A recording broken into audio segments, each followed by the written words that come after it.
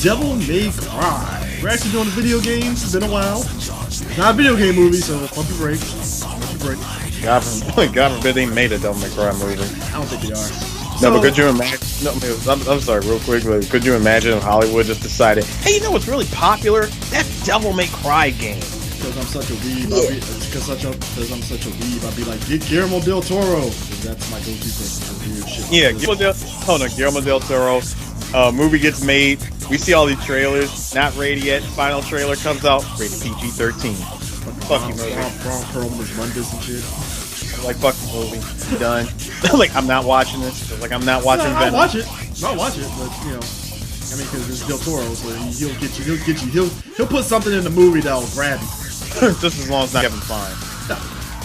No. So Devil May Cry is a series. You're talking about a game that really was supposed to be a Resident Evil game originally before they decided to revamp it completely and turn it into the Devil May Cry that we. Well, it was already different from the beginning. Like from the moment they were designing the game, from the design of the game, it already came off completely different from Resident Evil. Mm-hmm. And so Mikami just decided, well, you know what, I'm going to continue to work on this because this is really, he really sees something with this, and it became its own game, and then that's when they called it Devil May Cry. Yeah, I mean, this is a series that started off fine, and because it was so hard, because I mean, for a hack and slash, this is before Shinobi, right? Before Shinobi on PS2, yeah. Because Shinobi didn't come out till like a year later. So this is beforehand, when we got difficult. By the way, shout out to that commercial. Shinobi is back. Yeah. Before this, I mean, the most difficult you had for like kind of hack and slash was stuff from like the Nintendo and Sega Genesis era, like your Streets of Rage, your Ghosts and Goblins, and things of that nature and stuff. And this game was a bit on the hard side and stuff. I mean, I actually went back and played it, and I was like, granted, it's not hard now if you know all the tricks and stuff, but back then when it came out, it's just dated. Oh yeah, it's dated as hell. I mean, but it's still fun, And when you see people do speed runs of it and stuff, and just kind of do a bunch of like tricks, that's like, oh wow, I didn't know you can do that. Oh, I didn't know you can do this. You can actually manipulate the enemies into doing certain things for you. If you beat the enemy doing this, and the game series as a whole, it was one of those situations where if you were so hardcore, essentially when you're hacking and slashing, your character Dante gets orbs, and if you hack and slash through a room, right, and don't get damaged, you get more orbs because of that. If you use items, your grade goes down at the end of the stage and stuff like that. So it was kind of like teaching you, all right, well, do better in dodging and do better in doing combos, and you'll be good to go. Yep, just mix everything up. Yeah, mix everything up. Try not to get hit, and there you go. And then don't die, because that really takes down your grade. Yeah, and then they gave us Devil May Cry 2, which it was kind of their response to like, all right, people felt that the first one was so hard. All right, well, we'll give them Devil May Cry 2, and we're going to make it very easy. Even on Dante Must Die, it is a very easy game to beat. Yeah, like Devil May Cry 2 is a game that was so easy, so different, and at the same time so boring. Yeah, there was no life to it. Like, dubbing aside from folks in Devil May Cry 1, when Dante is crying over Trish. I was supposed to fill your dark soul with light. Yeah, that aside. Don't do it. Don't do it. Don't do it. Granted, I mean, it didn't get any better in the second one. No, because Dante was the silent hero, and I think what's her face? Lucia was like the person that was talking and stuff. So they made Dante all edgy and stuff. He had the fucking Neo from Matrix Reloaded outfit and shit. Which real talk? I'm just gonna go ahead and put it out there. In terms of Dante's costumes, like all Dante's looks from every Devil May Cry game, Devil May Cry 2 is probably my personal favorite look. I like 4's. 4's my... Actually, no, for me, it's 2, 1, 4, then 3. 3 was too much like, hey, ladies, I'm Finn Balor. Look at my 8-pack. Bam. I don't eat carbs. Let's go. At the same time, I always felt 3 was like the laziest design that they went with. I mean, it was kind of their thing of doing a stark difference between Dante and Virgil because... after 2, about 2 years later, in 2005, we got Devil May Cry 3 Dante's Awakening, which was a prequel to kind of give you a good background on Virgil and stuff, because in Devil May Cry 1, you fight his brother, and you find out his brother was controlled by Mundus and stuff, and 3 was kind of like a prequel to see how it got to that point. And if anything... Hell, 3 takes place like 20 years before 1. Yeah, and what you end up getting is that a lot of people loved Virgil. I mean, his playstyle was great, hence why they gave us Devil May Cry 3 Special Edition a year later, where you can actually play as Virgil when you go back through the game again. And but let me, if I may, I would like to add one little thing about that. See, the reason, you want to know the real reason why we got Devil May Cry 3 Special Edition? Money? No. Not just so much. I mean that's part of it, but not so much the real reason why. Because if Devil May Cry 3 was made today, not throwing in microtransactions, not throwing in DLC, I'm not going to say none of that shit. But the reason why they made special edition is because everyone complained about how ridiculously difficult the game got in the original release of Dante's Awakening. Here's the kicker. It only got difficult when you fight Cerebus, because I got past Cerebus, and after that, the game is like cake. No, right? It's not even Cerebus. You want to know one of the most difficult parts of that game? What? The fucking life-size goddamn chessboard that you were on. That was alright. It was bearable. It was kind of one of those you had to be patient, but I see what you're saying. I just remember that. A lot of folks on the GameFAQs message boards and all the message boards back in the day complained so much about Cerebus more than anything else, and I remember that too. See, Cerebus wasn't a problem. Cerebus was not that big of a deal to me. Like, I managed to get through Cerebus. Beowulf, his first time fighting him, I was like, okay, I got to pay attention to what the hell I'm doing.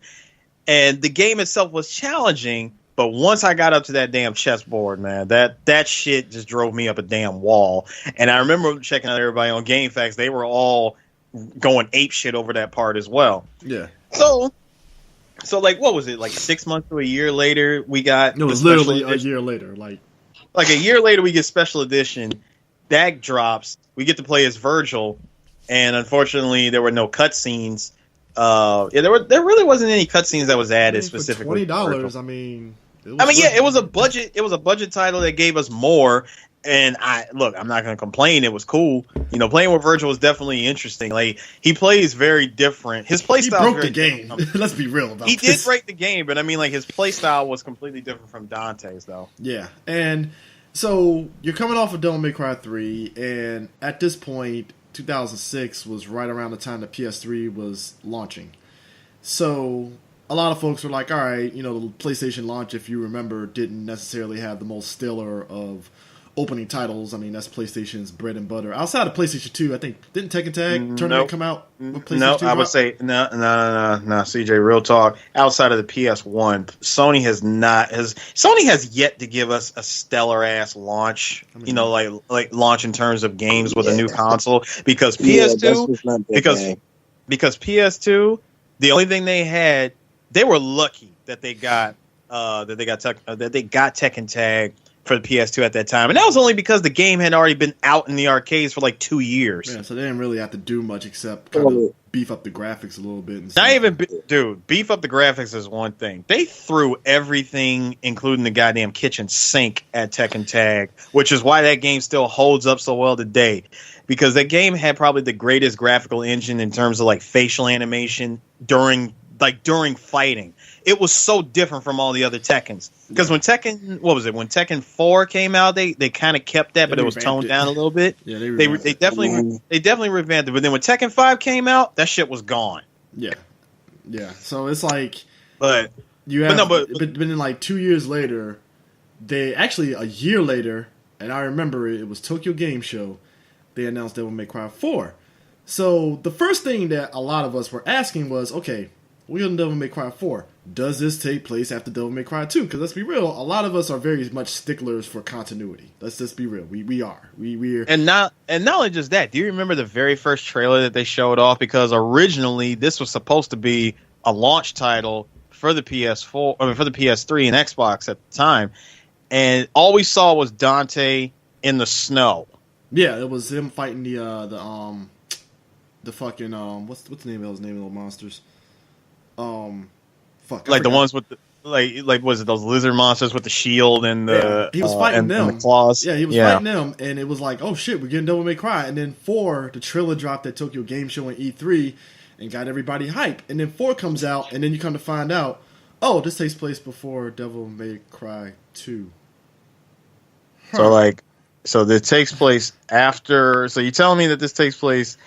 So this is clearly after 3. It's after 1, but before 2. Yeah. All right. You know, because Trish and Lady is with them and stuff, and the anime was supposed to be the bridge between Devil May Cry 1. It really wasn't. In the loosest sense. In the loosest sense. Actually, the anime was more the whole series, just basically just showing you just like misadventures of what Dante gone through. Yeah. It was nothing really like storyline wise. It was nothing really there to glue anything together. You saw Trish, you saw Lady. That was about it. You saw a couple of other characters. You saw a couple other characters too. There was that other character from the books. If you actually read any of the Devil May Cry books, there was that character Tony who was supposed to be. He was supposed to be like one of the big roles in like Dante's life, and he's been completely retconned out of Devil May Cry lore now. Yeah, which is weird because he actually does play a role in the anime and all that. They really did fill in a lot of dots. It wasn't like story beats wise. There's nothing connecting 3 to 2 or 2 to 1 or 4 to 1. I mean, 4 to 2 in this case, but you know what I mean. There was really nothing there outside of regular storyline.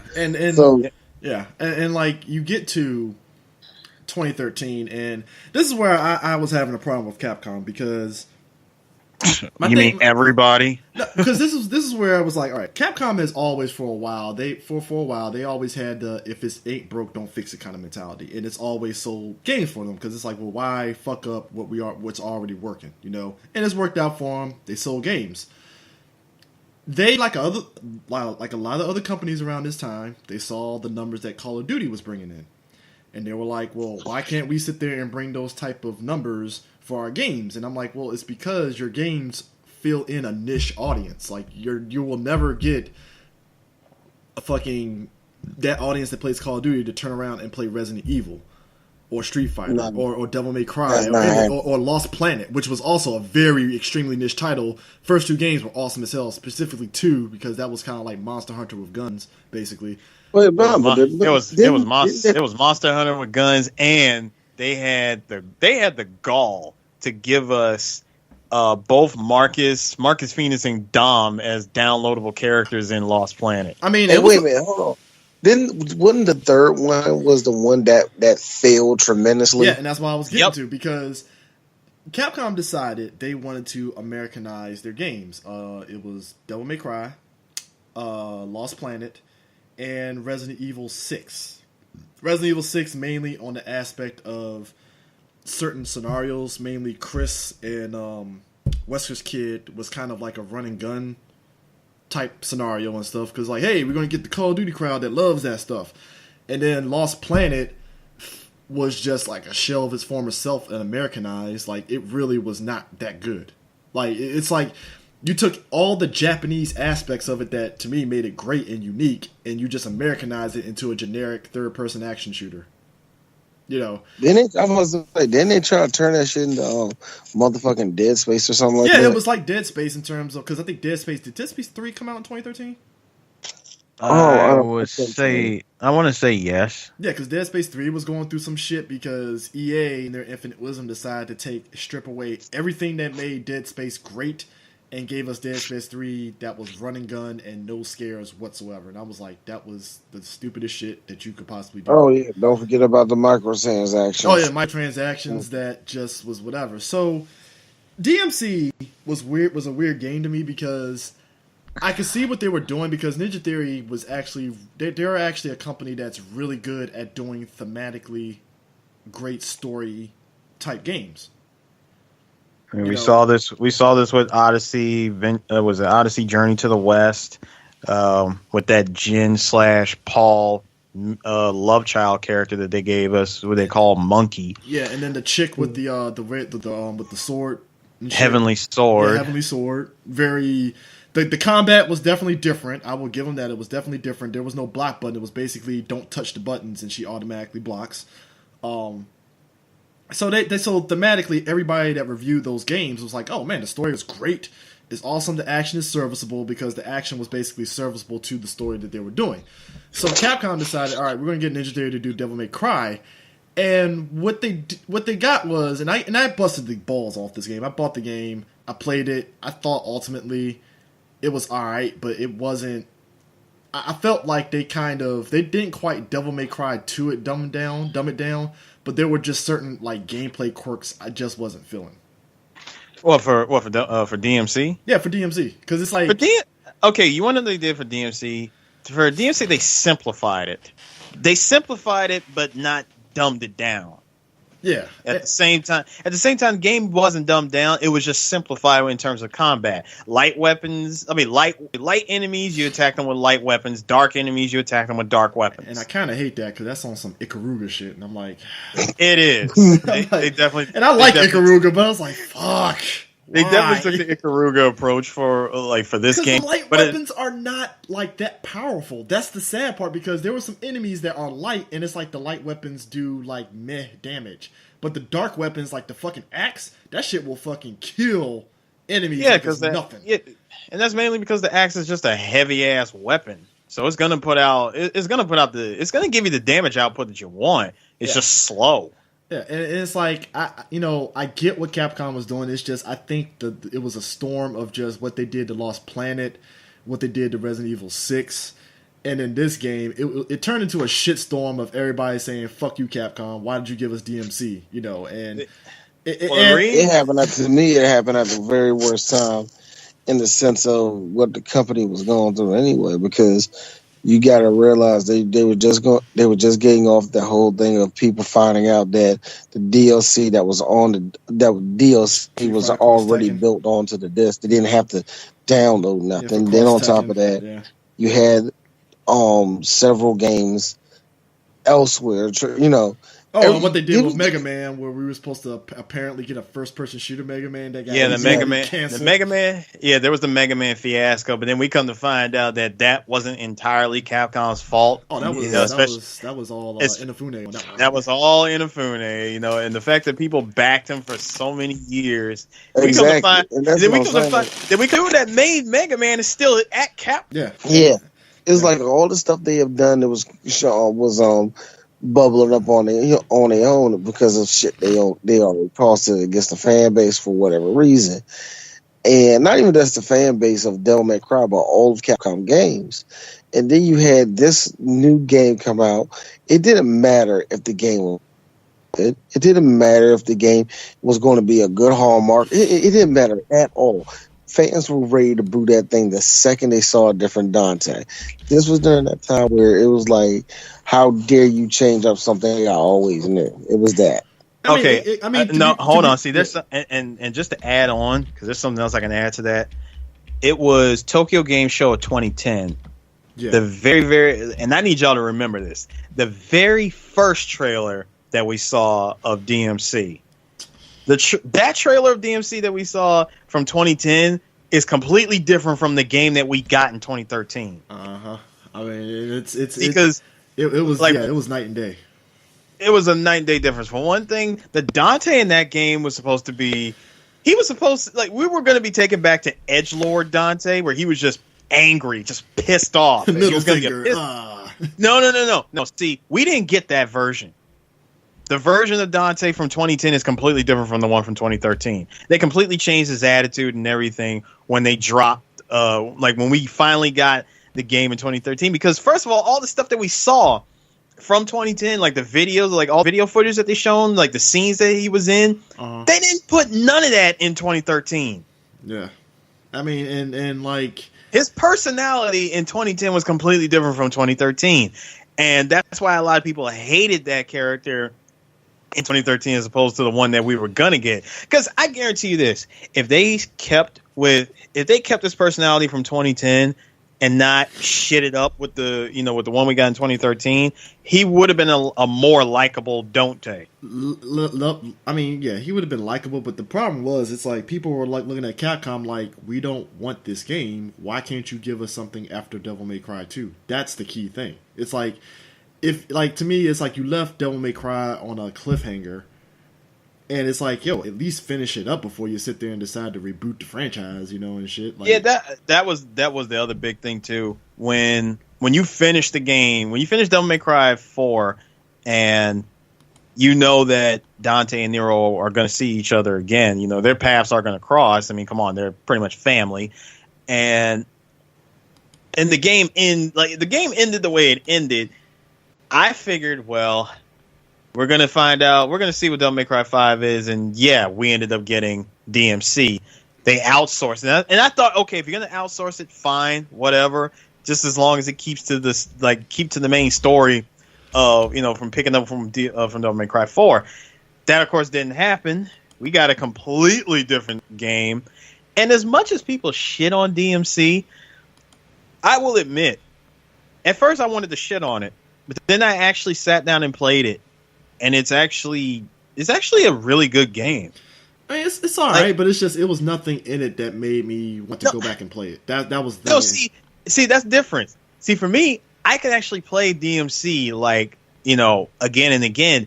The only thing I look at it as, if you just picture this game and just don't think of it as Devil May Cry, this game would have sold. Well, it did sell, but it would have sold like super hotcakes. Well, that was the thing. It could have been the original IP, and folks would have been fine with it. Like, there was so much stuff in the game that you could have switched it around, because if you really think about it, everything about the game outside of Dante and Virgil, who are just characters in name only, it's not really Devil May Cry. So this could have been the original game.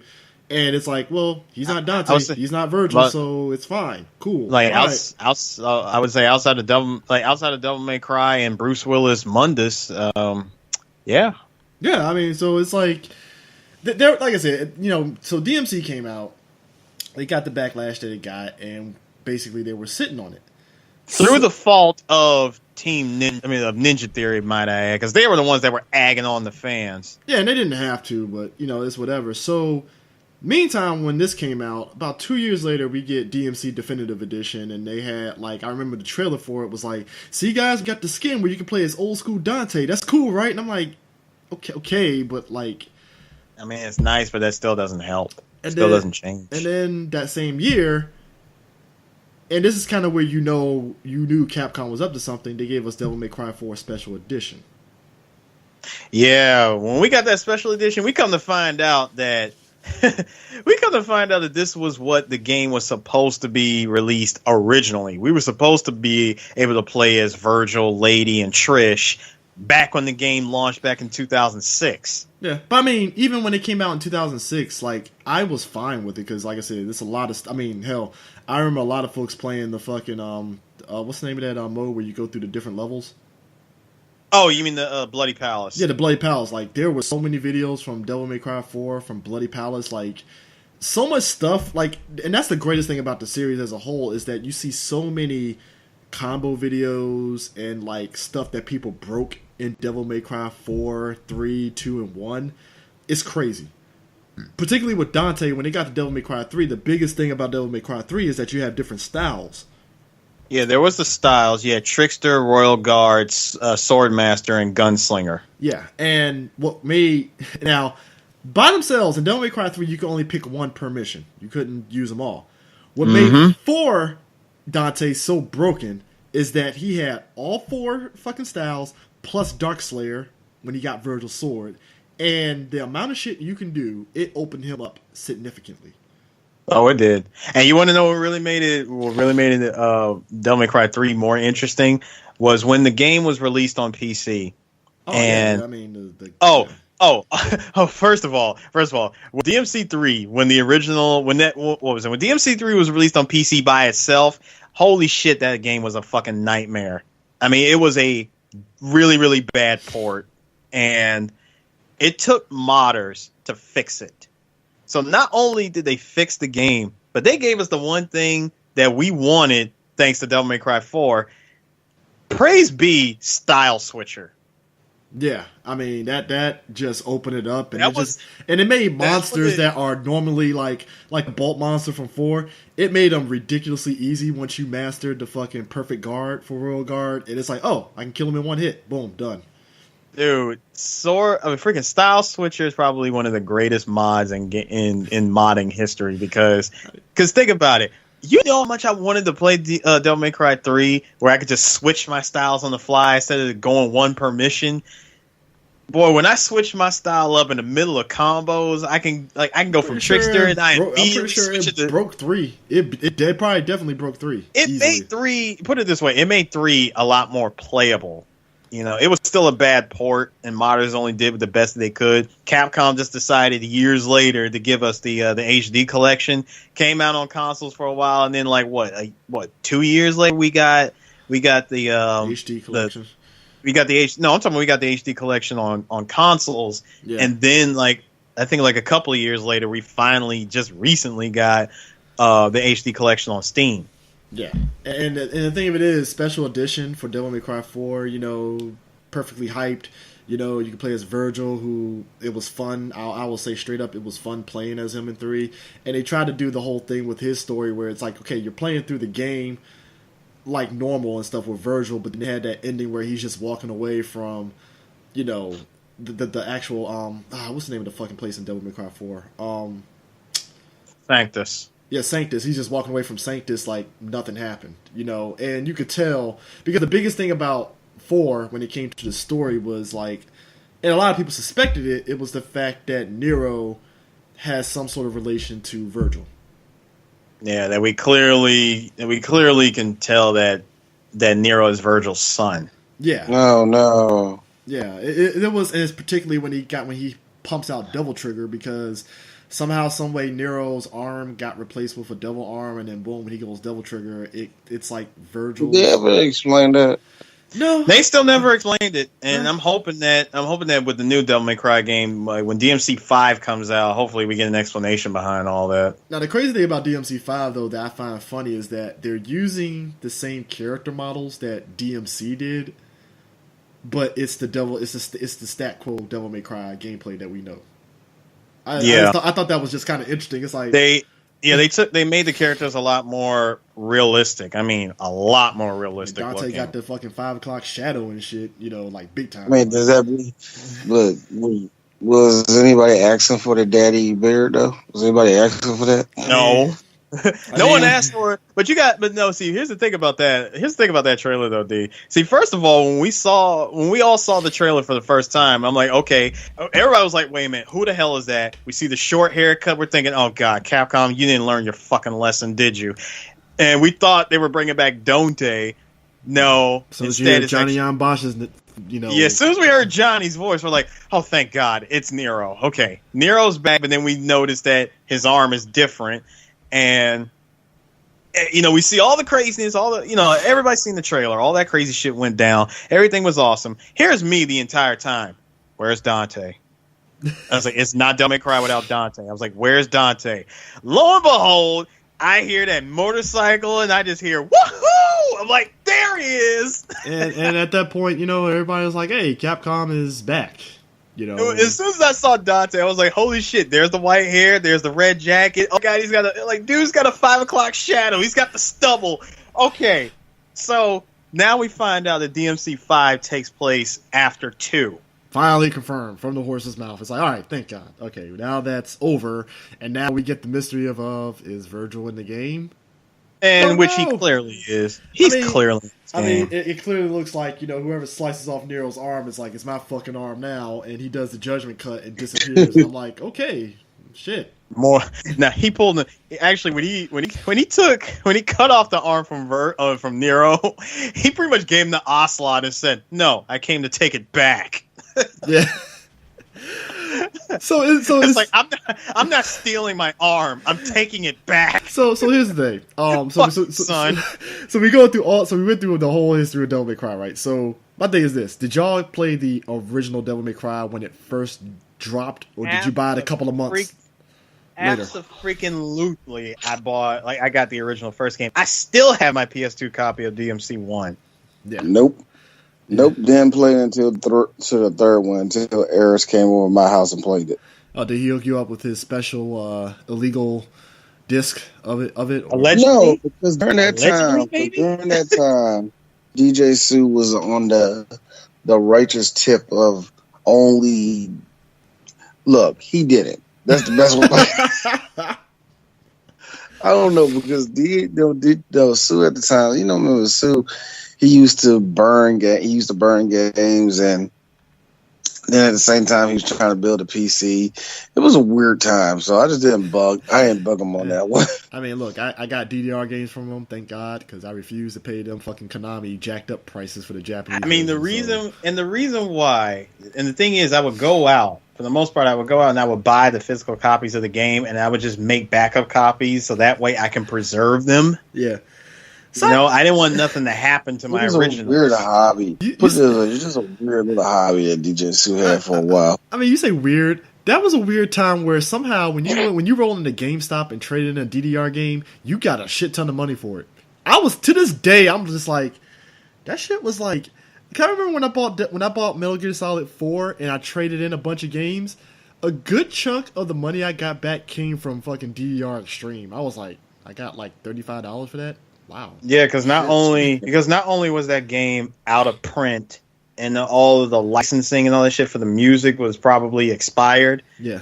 People trying to get a game like that, especially on PS2, it's gonna fetch a pretty high price. Even though emulation has been around for a long time. Shout outs to Stepmania. Yeah. Shout outs to Open in the Groove and all of that. Yeah. Where everybody has like the entire. I can see right there. I can imagine those guys like doing the Willy jump to you. Shh, you want to get sued? I mean, no. See, and that's the thing.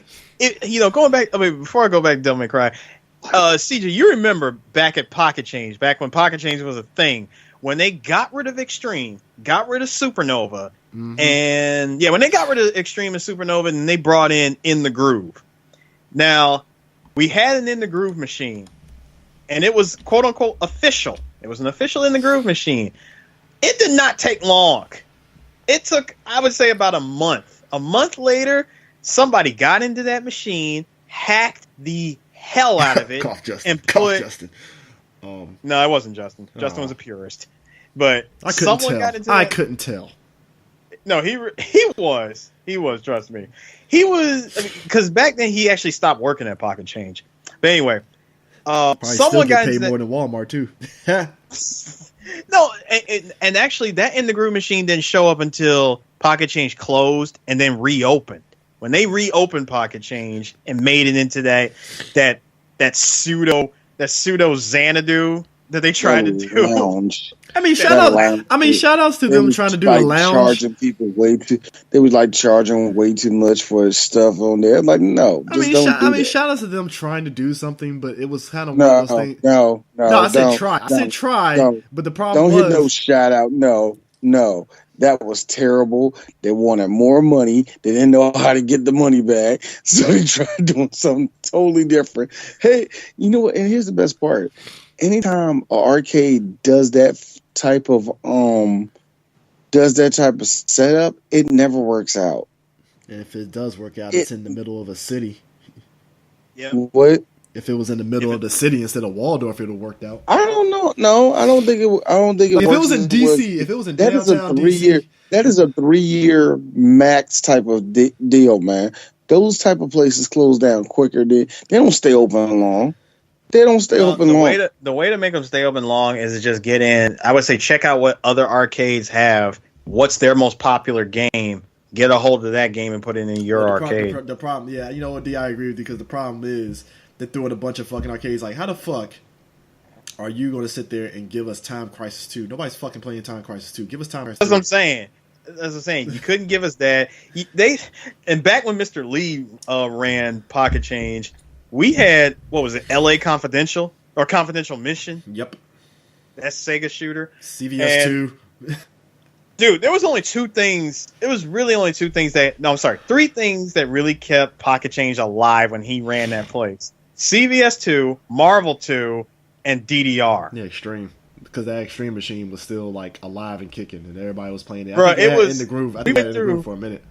We went through 3, because they actually skipped one completely.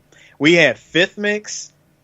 What was it? Yeah, we had DDR Fifth Mix. We had Extreme and then Supernova. Yeah. DDR. It was Fifth Mix, Max. Yeah, Fifth Mix, Sixth Mix, and then Extreme. They completely skipped over Seventh Mix. We had to go to Springfield in order to play Seventh Mix. Yeah, but anyways, like, okay, I'm gonna cry. I got 2 months after y'all brought it to freaking Saratsville. So, like, I remember you and Demetrius had y'all like PlayStation 2s and brought it in, and y'all played it. And I got it like 2 months later after I mowed the lawn and got money and shit. So, my God, I forgot I did that. Yeah. Holy shit. Yeah. I remember when I used to, I used to bring my games whenever we had I think it was either those like them long ass test days that we used to have. The Maryland function, those standardized tests, the Maryland functional test or whatever. Where the test would be like 3 hours, but that shit would feel like all day. It's like basically, it's like, hey, you don't have to sit there and play it, so you don't have to take it because you're a senior now. So yeah, you know what?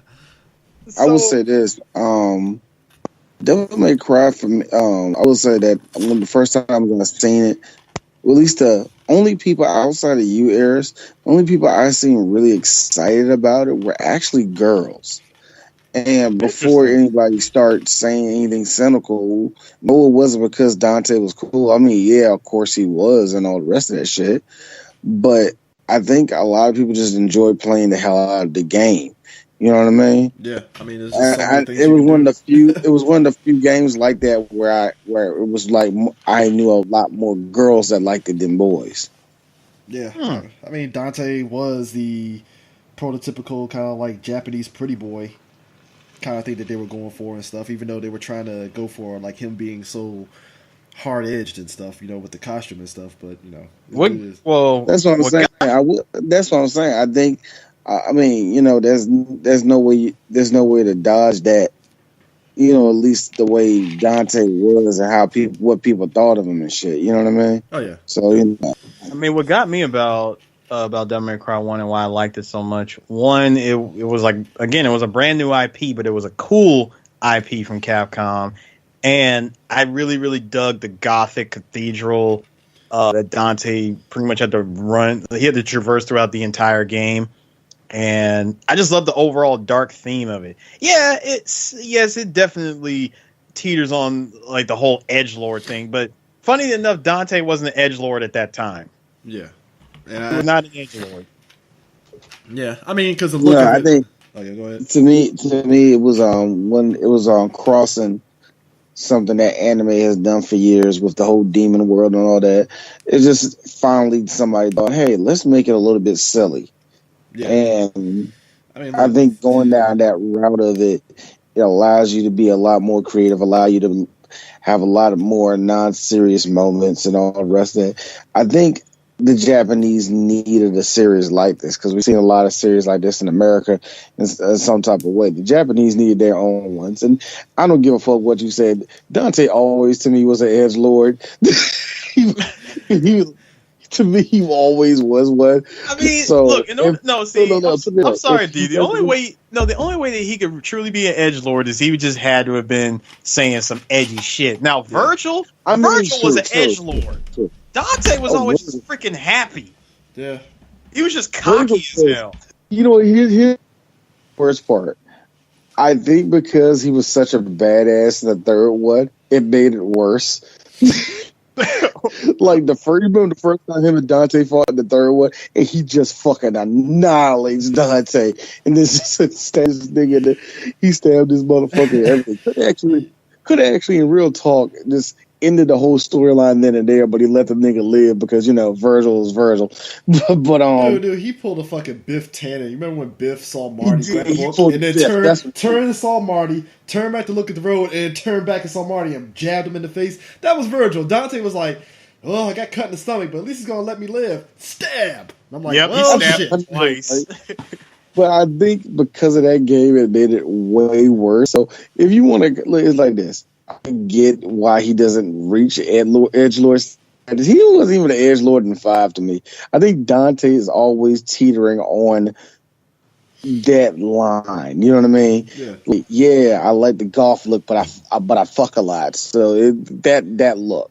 Well, you know what I mean? The only thing that separates him from other edgelords is, again, Dante has fun with the goofiness of the game. I mean come on, you're talking on a missile. Exactly. He didn't just step on it. He stepped on the missile and freaking surfboarded that shit. Did anybody just see the trailer where he used the fucking motorcycle? Yeah, I was getting to that part. This is what takes Dante.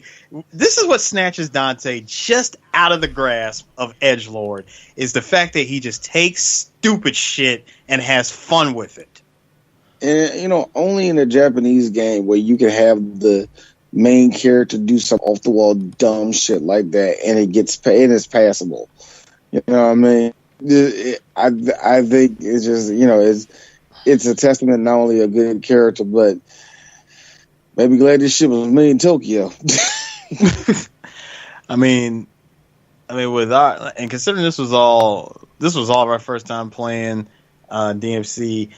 Now, again, I know you didn't play the second one, but I know Chris and we played DMC too. Now, Chris, you pretty much told everybody your feelings about DMC 2 just from our opener. What did you? But my question for you about DMC 2 is this: what did you think of that game's main antagonist? Very extremely forgettable. Like, the fact that I don't remember who he was speaks volumes about where the game was at the time. Let me take the time to explain that to you. First of all, the main antagonist for DMC 2 was Capcom's interpretation of Heihachi and Nobunaga from Onimusha, and his name was Arius. Yeah, I was going to say he looked like a reject from Onimusha to me. Yeah, like, Onimusha was hot. And Onimusha, yes. And I remember Onimusha was hot around that time too. That's another franchise that caught fire. Like Nobunaga was just on. I don't know. Like Nobunaga just had to be the template used to make this guy. Yeah. And because if I'm not mistaken, both of these games came out around the same year. Because didn't Onimusha 2 dropped? 2 came out in 2000. 2 came out in 2002. No, 2002. 2002. Yeah, it was 2002. So the year before Devil May Cry 2, basically. Yes, it was. Yeah, so because I remember because in that one, that was Nobunaga straight up in Onimusha 2. So yeah. I do know. I'm sorry. And again, that was them. That was again Capcom taking main games and giving us brand new protagonists. Luckily for us, we still got to play with Dante, but he was a completely different Dante. But you introduced a new character for us to use, which was Lucia. And the thing they did with Onimusha 2 was completely dropped Samanosuke and gave us Jubei. Which, respect to Jubei. That's all I'm saying. Yeah, I mean, respect to him. But funny how 2 more Onimusha games came out and that guy has never been seen since. Because nobody cares about Jubei. Even though it's a great game, it's just like, everybody likes Samanosuke. Let's just go back to him. I don't know. I also think the game blew its load on the third game anyway. Like I think a lot of the fan base was done after that anyway. So. Even though Bruh. I mean I love Dawn of Dreams to be honest with you, but that's just me. Bruh. First of all, D, you can't top that opening from Onimusha 3 when the action choreographer is freaking Donnie Yen. Yeah, true. That's one of the most legendary openings in video game history. I mean, also you get the legendary Jean Reno as one of the characters. I mean, that too, as well as Takashiro Kitano playing. It was a lot of money. You gotta think about it. There was a lot of money going into. I mean, there was a whole lot of money going into that game, man. Yeah, there was just so much money going into that game, and you gotta think that Capcom, by the time they got to that third one, they were totally spent. You know what I mean? They made their money back and then some on 3. It's just like when they got to Dawn of Dreams, ambitious as that game was, and it was great. It just wasn't. It didn't live up to what 3 said. I think the fans were done at that point. Yeah, I mean, because it was just like when Dawn of Dreams happened, it was like, well, where's Samanosuke? And you find out he was actually one of the characters that you play as, which is the priest. So it's like, all right, cool, but like it just didn't reach that peak that 3 did. So it was like it was all right. It was a very serviceable game. You could unlock costumes like the Street Fighter characters. That was fun, but it was just at the end of the day, nobody really cared about Dawn of Dreams, So and just going back to 2, you got this Nobunaga looking dude. I remember you had that. Everybody was making a big deal like if you beat the game on this mode, you get Diesel costumes. I'm like, I mean, cool, I guess. The Diesel costume. I mean, I remember that. No, I just remember me and Demetrius. He was like, yeah, I beat it on Dante Must Die, and I was like, yeah, that shit was easy. Like Dante Must Die is never easy. It's never easy. And somehow, 2, you can literally just shoot your way through Dante Must Die. Dude, that was the only time that a Devil May Cry game they showed us that the guns were more powerful than the sword. Sword was like a fucking toothpick. It was. Oh my god. And I mean, with Lucia, she has the freaking daggers. You're just throwing the daggers and instant win. That's all you really had to do, I mean, the game was quite. I don't want to say lazy, but God, it just felt like all the life, like the soul, was just sucked out of it. They try so hard to make it easy for folks, but at the end of the day, they end up making a very bland game. Yeah. Now, I guess the next thing that we can go into is, we pretty much went into. Well, we got a couple more characters that we got to go into. So, all right, our characters. So we got Dante, Virgil, Nero, Sparta, Trish, Lady, Arkham, and Lucia that D wrote down as that black chick. Basically, it's like the black chick that everybody forgot was black. If I could, it would have been in children's writing and would have been in crayon. Would the C or the K been spelled backwards? I think it would have been a K. It would have been, but no, the only see when it comes to those characters, one thing that always jumps out at me is with the two women. When you really look at Lady and Trish, the one thing comes up where it's like, wait. Actually, and Lucia too. Wait a minute. So you were used as pretty much a pawn. All of them kind of have the same damn background.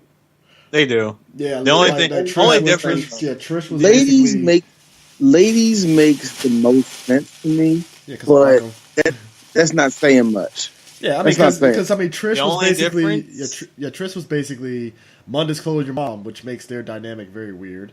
And then, like you said, Trish had that beef with Arkham because Arkham killed, Trish's mom and all that shit. Well, Arkham killed Lady's mom. Yeah, Arkham killed Lady's mom, and then Lucia was like, "Hey, Dante, why don't you come to my village and help me, purge it from all these demons?" And that's about it. Dante's like, "Yep, sure." Like something where like her mom fought beside Sparta and all that rest of that mess, which ties into DMC5 with Nero's BFF in the van, because apparently she's related. She's related to Lucia. She's related to her. Yeah, so yeah. This is what I'm talking about. All the women are here. All the women in the story are just there. They're not like used. If after they're being used as pawns, it's like okay, they can go back and being badasses again. You know what I mean? See, but that's the difference. Unlike being used and then being damsels in distress, none of these women are damsels in distress. They turn into basically except Kyrie. I mean, but the thing of it is, they basically the ladies turn into like the pink and yellow Rangers and Power Rangers. It's like sure they'll have their moment where they need help, but at the end of the day they're gonna turn around and kick ass and be like, we can do better than Dante, and it's like all right, cool. Because God forbid, because I know that one, because I know somebody's thinking that, but might as well say it, because God forbid a woman do something by herself. I guess. Well, I thought it was. I don't think that's. Yeah, but that's not the whole point. The point is more so is like. It just so happens that your relation to this one person is always the boss. Yeah. Well, it was interesting. Like, I have to kill said boss because you didn't know that you were being used by said boss. Yeah, it was interesting that how like Trish and 4 disguised herself as the black chick, and I was and you remember everybody was like, man, I wonder what that black chick is. How did she tie into it? And it's like that was Trish the whole time. Son of a bitch. When she disguised herself as Gloria. She called herself Gloria just to infiltrate and gain information, aka I'm gonna give Sparta to the bad guys just to see what they're gonna do with it. And when she went back to regular Trish and she put in basically like mask and she took it off. Here's me, blackface. I mean, it's like, because it was funny because it's like, and what made it even more hilarious is the fact that Sanctum was like, well, I mean, I knew there was something off about you, but I'm like, if you knew something was off, why the fuck did you have her in the inner circle? That doesn't make any sense. You know what was funny about that? Thank you. You know what was funny about that? What was funny about that was our boy, what's his name? The dude that was stuttering, fucking Argonos or whatever. Yeah, Argonos. Argonos. When he said, we don't know anything about her. And then here's the freaking priest. He's like, everything will be taken care of. As for her identity, I already know who she is. Cue the shit-eating smirk on his face, and then cut to the next mission. And then you hear D. Did you hear D in the background? Actually, first, did you hear D in the background saying, first off, DJ Stu. DJ Sue, you get an award from me for channeling a lot 2000s voice acting right there. Damn. All I can hear is D saying, kill her. You know her name, kill her. We're not killing her? Okay, I guess. In fact, you watched her walk out of the room in the middle of a meeting like, all right, so boss man knows who she is, but obviously doesn't give a shit. He saw them Stacy Keibler statuesque legs in the ass, so he just was like, It's all coming to plan. It's all coming to fruition. Wherever the plan may be. Now shut the fuck up. With Creo probably being the only one that was just out of the loop on shit, and I'm like, well, you're a shitty fucking damn sub boss. I mean, he really said that he was out of the loop since he did volunteer himself to become quote unquote I've transcended humanity and became an angel. Yeah. AKA, you became one of the most predictable boss fights I've ever sat through. To this day, I still haven't done the shit from the trailers where he throws a spear and you catch it and throw it back like that. Oh my god! I felt that was the biggest dick tease ever because I think me and you kept trying like this bullshit Capcom. How the fuck you put this in a goddamn trailer? I can't do it. Dude, his move. You want to talk about a boss that telegraphs their moves like so freaking much? That was the point. I mean, it was basically test your blocking skills. Telegraph. Block. Yeah, that's all it was. And like when he cocks back, you know he's gonna throw the damn spear. And I think with Nero, you really had to like time that shit to where he'll grab it and throw it right back at him. Meanwhile, to show that Dante is so broken and that he wasn't the character that should be fighting Credo, Dante was broken as shit against Credo when you played the fucking in Bloody Palace. Absolutely. Holy God. It's like, oh, Royal Guard. Bam! I'm like, well, that was simple.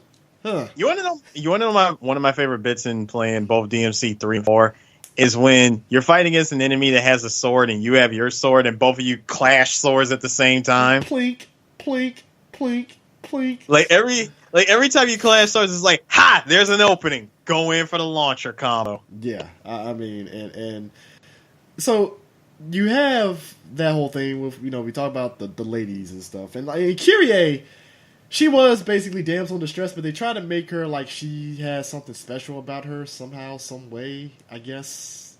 She was just a star singer. You heard her. Like, dude, did you not hear that aria that she gave us at the opening of DMC4? Shit was beautiful. Or her singing the Jesus Christ and Latter-day Saint music and shit. Yeah, pretty much. While you're watching Nero kicking ass and taking names all in slow motion. Again, shit was beautiful. Gotta admit, that fucking opening is hilarious when Dante just jumps down and casually shoots the fucking priest like it's nothing. I was like, what? He popped a cap straight through his dome. That was fucking hilarious. I was like, well, that was grand opening, grand closing. No, see, this is how you do. This is how you can tell that Dante was older, because if this was DMC3 Dante, he'd have came in with a big ass grand entrance and then finally gets up to the freaking priest and shoots him. No, this Dante drops down from the glass, pulls out freaking ebony and ivory, and one shot. Now here's the thing. You know what, Eris, that's another thing that stands out with Dante is that because he does all this wild shit. The one thing I remember about actually the games when it came to Dante was him being naked. Yeah, 3, he had no shirt on. Yeah. Yeah, 3, he had no shirt. No. Him basically, what was it? Was that, am I having trouble?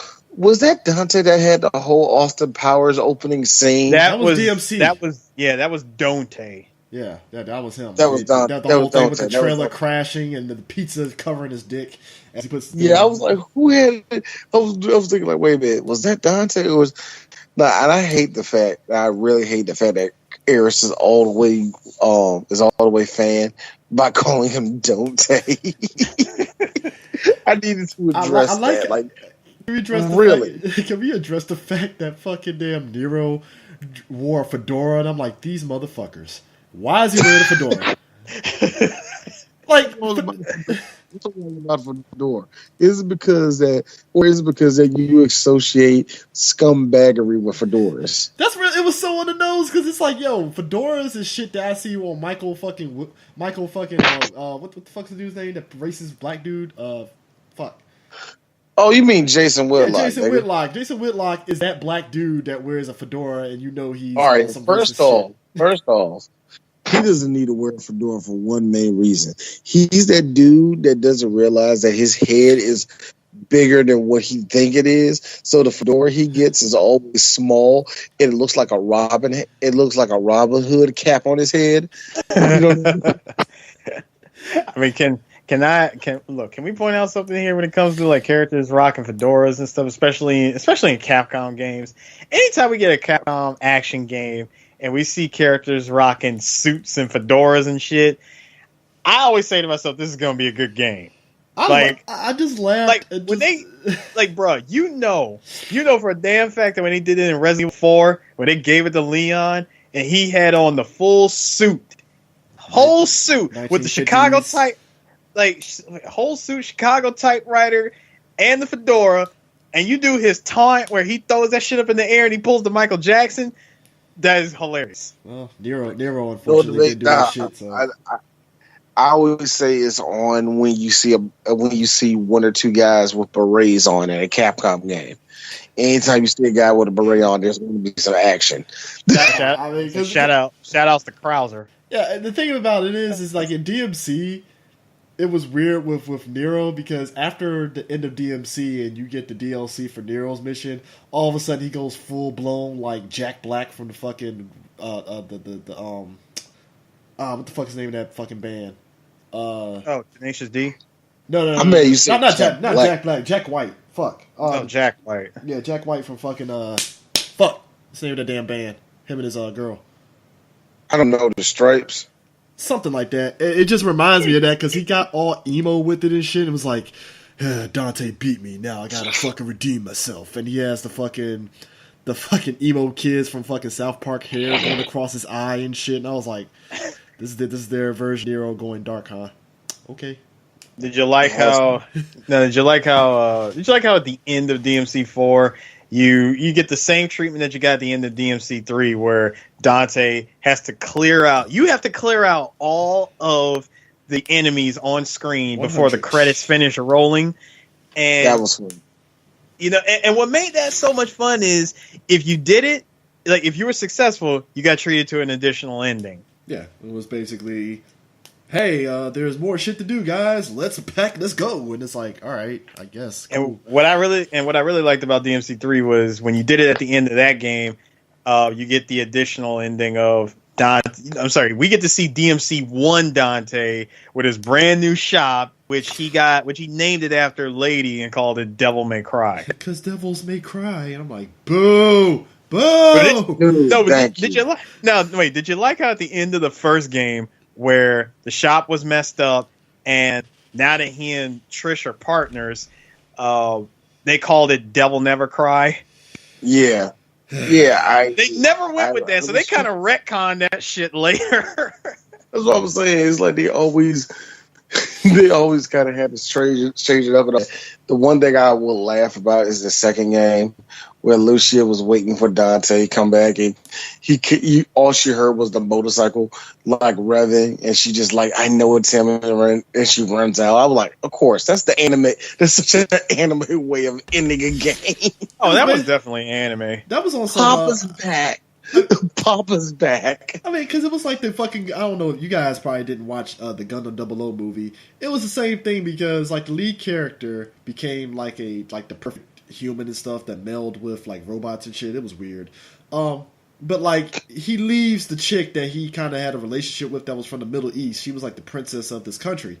And he kept telling her, oh, I'll be back and stuff. And she was like, well, I've been sitting here for 30 years, and she looked like the lady from the end of Titanic and shit that threw the jewel over the board. Jesus. And like all of a sudden you hear the mobile suit, you hear a mobile suit land, and she was like, it's him. And sure as shit, it's him. And I'm like, but she's like old as fuck, dude. Like, really? You know, Also, you know, I'm mad that she stood there waiting on your ass. She was sitting in her house in the Middle East with the garden around her, sitting in a rocking chair like, he'll be back. He'll be back. I'm like, well, how long were you sitting there? Bro, when Lucia came to his house.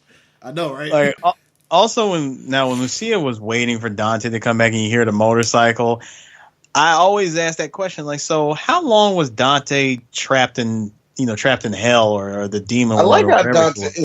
Speaking of which, Dante took that all in stride too. Oh, he did, because he did. He knew that once the other side of the demon gate was closed, and with the game pretty much at the end of the mission, he was stuck there. So he figured, all right, screw it, let's go all the way to hell. And you just see him ride off on his motorcycle, and I always wanted to know how did he get out? He got out that same day. Dante been bullshit. They say he got out that same day. Look, let's be real about this, man. I got access to stuff. If we're talking about characters, Sparta, right? I always feel like Dante. I'm sorry. I always feel like Dante, when it comes to hell, has the same gun that Rick has. Rick and Morty, he just shoot a portal and just walk right out. I mean, like, here's the thing about Sparta, right? I laugh at the fact that they pulled an Inuyasha with them, where it's like, all right, I gifted my sons different weapons that matches their personality. That is such a classic. I will split my path. I will split my weapon to my two sons. Because it's like, let me get this right. You gave Dante a sword that apparently awakens when his demon powers awakens, and Nero gets a fucking Sephiroth katana sword, which looks badass, but it's like, dude, your motto is that weapon, yeah. But your motto's that weapon, but when I got introduced to Ifrit and Beowulf, which those are the melee weapons that I love. Which looks like Devil May Cry 5 might be bringing back fucking Ifrit. It looks like they are. They brought it back. They will never bring back the lightning sword. That was still the underrated weapon. Oh, you talking about Alistair? Yeah, they will never bring that sword back at all. Alistair ain't coming back. I still love the. Sorry. I still love the fact that Dante went with the name of Ebony and Ivory for his guns. I still think that's like the greatest thing ever. Now, if I'm not mistaken, I'm trying to remember who it was that designed his guns, because like didn't he get in? I'm trying to remember, like, did he not get his guns from like the same person? I feel that there was an anime episode about that. I'm trying to remember like who it was, because I remember. I mean, he has like two dual wielding Desert Eagles, like one black and one silver. Yeah. I forgot. I don't know who. It ain't like in Hellsing where it was the butler that gave it to him, and Alucard was all getting his dick hard, like, yes, this is the perfect gun. You have outdone yourself. Oh man, you know what though? The greatest thing too about Dante, I like how over the course of the games, the Devil Trigger actually got better and better in terms of the visual look of it, because I like Devil May Cry 5's Dante's Devil. It looks something that's like, okay, that's a demon. Kind of like how they did Tekken with Kazuya and Jin with their devil forms. Yeah. I don't know. I think it always looked dumb in the first. I think he always looked dumb in the first one. It looks weird when you look at the concept art. It looks a little weird in 3. It's like, It does look weird. See, his transformation in the first one, when we see him fly into space to take on Mundus. Good God, that part. Anyway, when he flies up into space, we see him transform, and that part is actually him transforming into Sparta. Yeah, that's not even his demon form. Like, that was actually him becoming Sparta at that point. Yeah, it's kind of weird because it's like when you fight Virgil in DMC1, it's basically Virgil in his demon form, except they put a weird Virgil face on him when you fight him. Oh no! When you fight him as Nello Angelo, yeah, Nello Angelo, I was like, they just gave him. It looked like one of those, like kind of like the Lego figures where you just take the head off one and put it on the other shit. Bro, that shit looks so disjointed. It's like Nello Angelo's like, all right, so you're fighting me, huh? I'm your brother, so let me go on ahead and give you something that reminds him of him. And it's like, that was just weird. We see it's Virgil, and then we see the amulet. He picks it up, and he hears his mother's voice call out to him and Virgil, like, "Oh, yeah, that was his brother." Okay, and and the lore with Sparta and stuff, and you know a little bit about it in DMC4 is just the aspect that he was a person that like forsake the demon world in order to save humanity and stuff, and then the fact that you have this cultist group worshiping him and they transform themselves into angels. I was like, okay, but you guys are doing something that's counterproductive to what Sparta wanted. It doesn't make a lick of sense. True. I mean, true, but come on, he was the one demon that decided to give humanity a chance and said, "Look, I'm blocking everything off. Demon world here, human world here. I'm going to sacrifice myself, close this door, and go back to the demon world. That way no one can ever come through its doors again." Huh. It's kind of funny. That's partially the plot of Little Nicky. Yeah, that's true. Yeah. that is. Except he's not telling Virgil to get in the flask, which is amazing. You think somebody would have made a meme out of that. It's like, get in the flask, Virgil. Nonsense. So I want to get to our next part here, the gameplay and bosses. D, we'll start with you. I have to be honest. When it comes to the bosses, the only thing I don't remember too many names and shit like that. Like, even with the games, you can describe it. I can tell you which one they are. Oh, easy, very easy. You're gonna hate me for it. Every fucking boss that Dante fought. Holy shit! Yeah. If Ninja Theory can do nothing else, they definitely delivered on the boss fight. The last 3 bosses of DMC. Holy shit! I give it up. That's some creative crap, brother. I really do. The whole they live aspect, I will give them for that aspect of it. Yeah, and stuff. I mean that's easy though. The limbo world. Yeah. The whole limbo world and all that. I like that, man. I really did, man. I thought it was amazing. The thing about the gameplay in general, I remember when I think it was Chris, you let me borrow Bayonetta, and I remember you saying that Bayonetta was nothing but a dumbed down version of Devil May Cry to you or something like that. It was something something you said I said it was around similar to that. Devil May Cry, except it's just like it felt. Yeah, you didn't say it was dumbed down, but you said it was something like that. I've always I mean, heard that. mean, it's the same dude too. So that was what I was gonna say. Yeah, I'm it's like, the same guy. Shinji Mikami made both games, so yeah. Yeah, but I always like the fact. I always love the fact that kill like when you have a good hack and slash or a good slash, beat them up, whatever, is when you kill the enemies and it feels good. The reason why I keep playing Dynasty Warriors is because of that. It's just because I could just mow people over and it feels good. Devil May Cry has the exact same feel. Yeah. The fact that you're pretty much unstoppable, and I think Dante did yell this line out one time that I'm a fucking demon, man, can fucking kill me. So you do have a sense of invisibility to you when you play the game, and I always love that in these games, man. When you feel like nothing can take you down, and then you're like, you're in the middle of hitting square X, square X, square. Wait a minute, why did I die? What killed me? Other than that, I always like that shit. yeah, I will give you that the bosses from DMC were really really good. Like the nightclub boss with the freaking fetus, that was insane.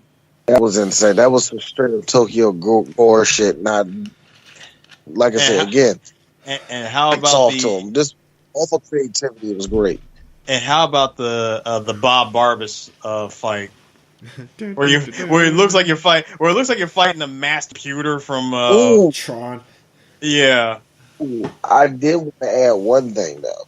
If I can add anything, I played it only once. I forgot what happened exactly. What happened for Dante in the third one to be running out of that fucking tower, and it was one of the most badass things in video games at the time. Virgil had basically had stabbed him, and he had awakened his devil powers and stuff. After he did that with Virgil, that. he decided, okay, I'm gonna go to this level 1 in order to get back at Virgil, and that's when he does that whole shit, and then he lands inside the fucking well like he's Jonah and shit, and yeah. Well, no, see, actually, the Leviathan was flying. Yes, a flying whale flew around freaking Tim and the Gru and just snatched up Dante, and you had to fight your way out of a freaking whale. Kill the heart.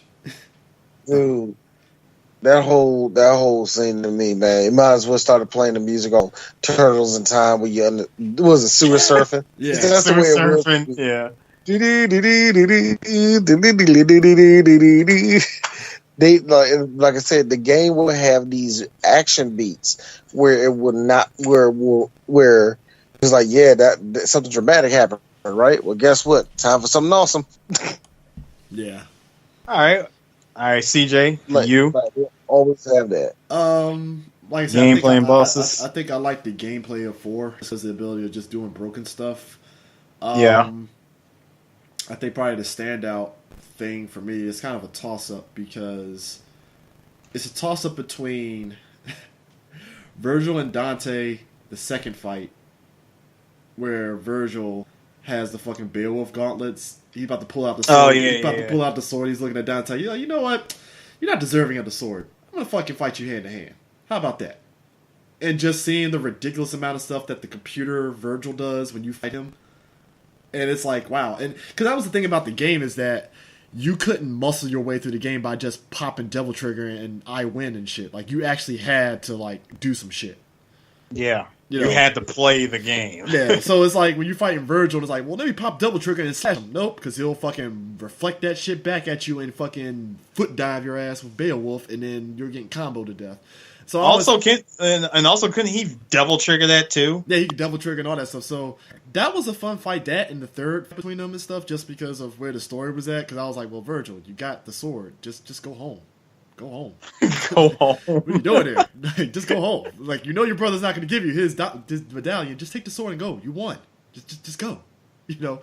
But also everything with the bosses in Devil May Cry 4, just because of the stark difference between how Nero and Dante, their presentation with those bosses. Yeah, that was one. Because how Nero handled the bosses and stuff, and then Dante just because in the lore of Devil May Cry, especially before, Dante is already broken. So the way he's kind of in the cutscenes before you fight him, he's just casual about like, these demons ain't shit. I like that. You know, and he just takes them lightly and he just beats them. And then after the cutscene, it's like, oh yeah, he just does all these joke shits with the weapons and stuff, you know, and it was just fun. So did you like how he, especially in DMC4, did you like how he takes out every boss with just one shot from Ebony and Ivory? Yeah, because he's powering up with his fucking demon powers. It's like, bam, that's it. You know, just nothing. And I mean, but that speaks to how powerful he is already. So it's like, yeah. I mean, but and also too, just the fact that all the bosses know him by name as like the son of Sparta. Like, apparently hell is like everybody knows your name, like Cheers and shit. So you know. I mean, nah, because you remember a homeboy, the fucking the Minotaur dude, and how he was like, oh, I knew it was you, the son of Sparta. I'm like, so you know him, you know his dad, so you're gonna stop. I think everybody knows his dad. I think that's really what that is. Wait, you're talking about the flaming. You talking about Burial? Yeah, Burial was like, yeah, I know your dad. And I'm like, so you know this is bullshit, right? Why are you following the fucking Pope John Paul III? Like, what's going on here? Like, you know this is bad, right? And he still does it, so you know. You know the funny thing about that? There's a lot of demons that know Sparta, and they know that Sparta has kids. But at the same time, there's also a lot of demons that hate Sparta and hate anyone that comes across this family line. So they will stop at nothing to try to kill Dante. Yeah. Stupid mistake, I know, but yeah. I mean, you know, can't blame him for trying. I mean, I hate to bring this up with what Christian said. I mean, Inuyasha. Yeah, I mean, that's all it really is. It's like, I knew your dad from you. I'm like, so you knew him, but you see me struggling with Naraku, and you're not. You fucking suck. But yeah, those things kind of stood out to me and stuff. I mean, as much as I like one and stuff, I just felt like that finale where it just turned into an on-rail shooter. I was like, well, this is it. Like, I mean, fuck. I mean, hell, Arkham in 3 at least transformed into Sparta, and you have that badass fucking sword fight with fucking Virgil and Dante fighting him before he turned into the fucking blob, you know. But you know, I mean, that's that in and of itself were probably the highlights for me and stuff. I just like all the cutscenes of lore from 3 and 4 and stuff, and it was just fun. So yeah, okay, all right. Well, I did the last fight with Virgil in 3 was good too. Oh yeah. That's another one I bring up. I thought that was really good too. Okay. Well, for me, I want to say the gameplay of 3, but the gameplay of 4 perfected it. So I'm going to go with the gameplay of 4. Now, my favorite bosses. This is going to be quite 3 heavy.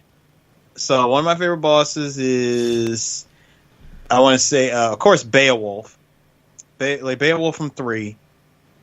Because you get like one of the greatest weapons of all time. And another good boss fight was actually... I want to say another good boss fight for me would be... I definitely got to go with D on this one and say the boss fights from DMC. Because a lot of them are... Not only are they good, but they're also memorable. They're all memorable boss fights. Again, the game was a lot of... The game question mark and anger. It is. For every question mark and anger that you have for it, the game was still a lot of fun.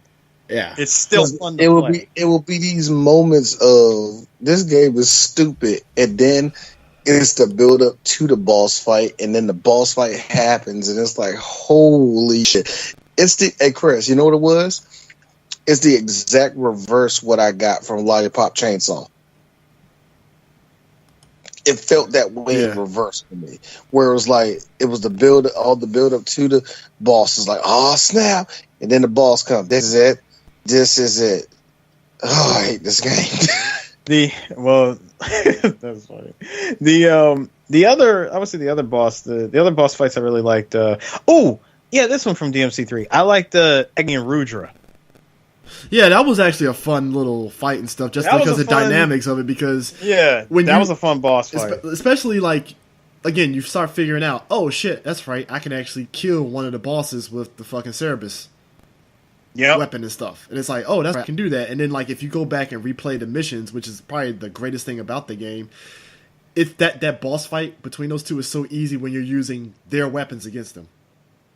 Yep. Because the funny thing about DMC3, if I'm not mistaken, DMC3 actually introduced these Mega Man-esque I was weaknesses for the Mega Man bosses. rule. Yeah, the Mega Man Well, I rules. mean, sort of, because I think Homegirl with the electric guitar, she didn't necessarily have a weakness Nevin. per se. Yeah, she didn't necessarily have a weakness per se. She didn't have a weakness, but for her, it was more of a puzzle. Yeah, More badly written, but okay. Well, I just laugh at the fact that, so let me get this right, Dante's father not boost with her while he was on a mission. I mean, wouldn't you if you were a freaking like demon spawn of hell? I'm just laughing that Dante didn't get a chance to knock boots before he killed her, so, you know. Well, he shot her in the stomach, so it was good for him as much as it was good for her. Yeah, you know, symbolism, sex,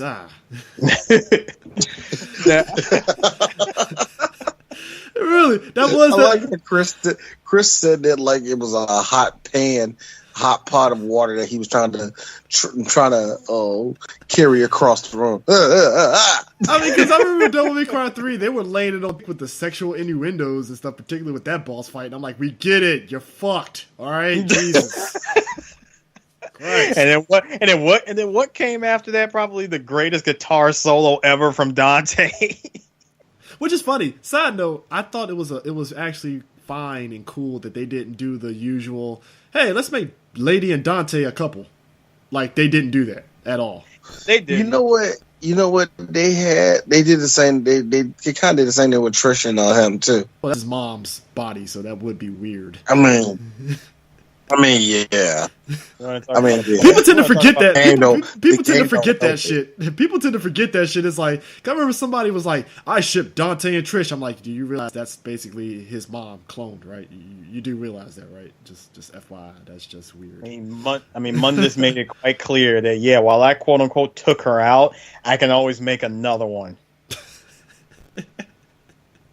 My man Mundus straight up brown that shit and cancel that bitch. I'll buy another. Not even buy. I'll make another one. It's like, yeah, she's my cum dumpster. While pouring the champagne over her body. Really, man. He would have cloned another Trish that would have been like that chick in New Jack City dancing on the table and shit. Like, hey, there's the new one. Well, you know what? To be honest with you, a part of me really, I was going over the plots. I was like, hey, I forgot. It was a whole little weird clone thing. Why do people still play games?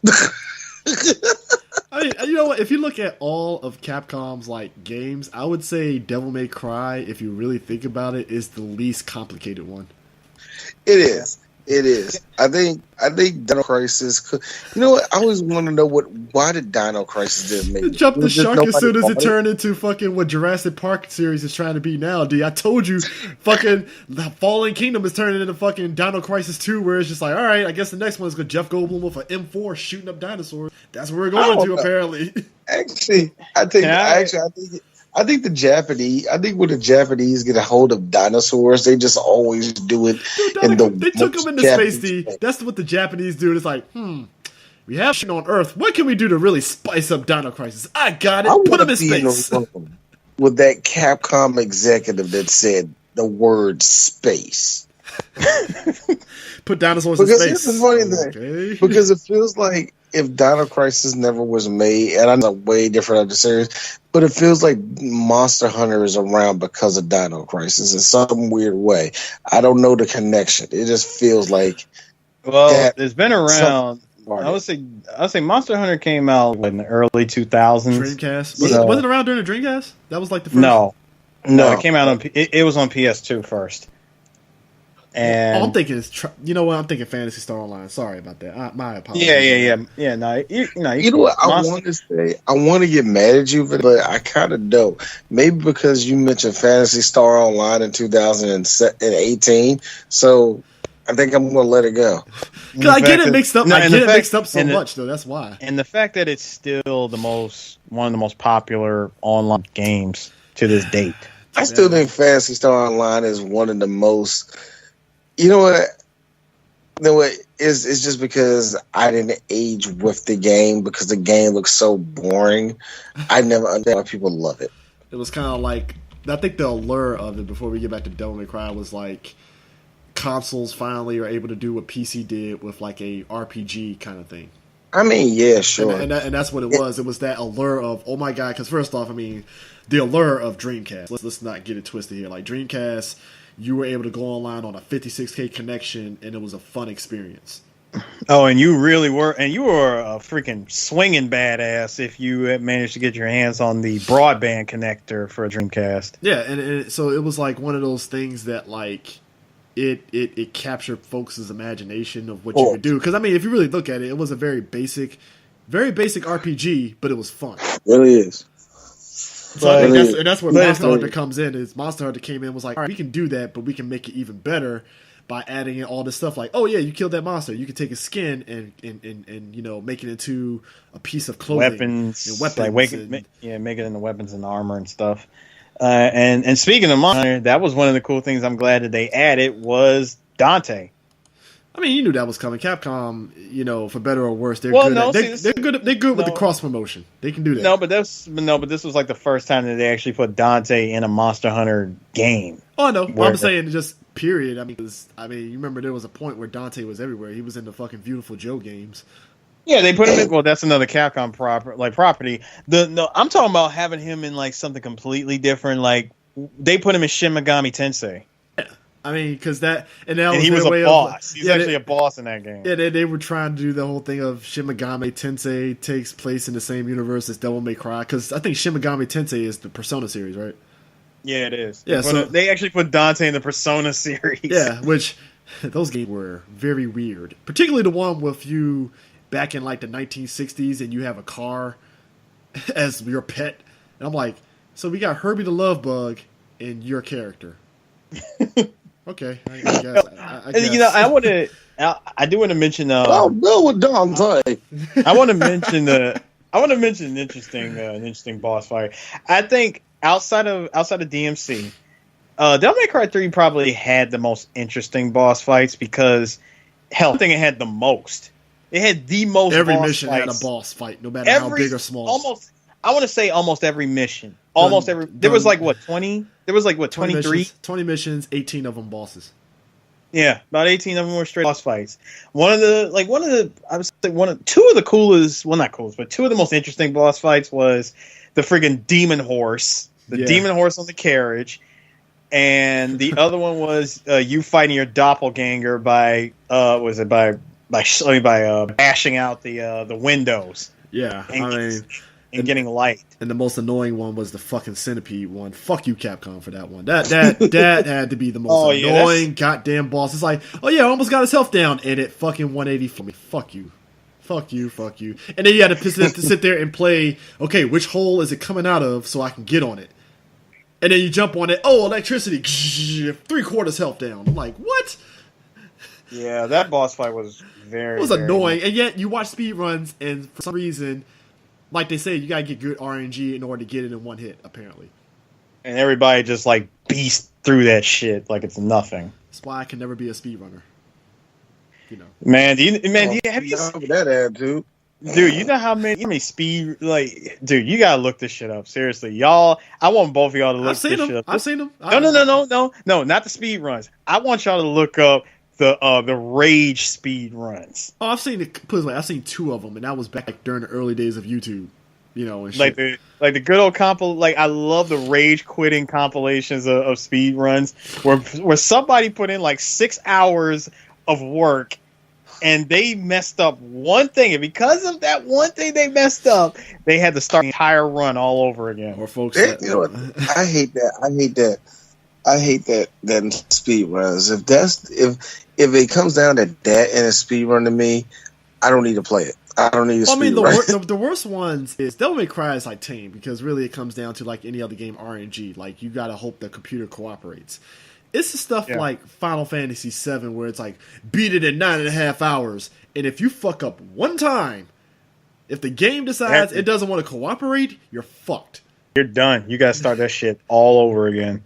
Like the ones that could really get you would be like Resident Evil, because I've seen Resident Evil speed runs and like which one?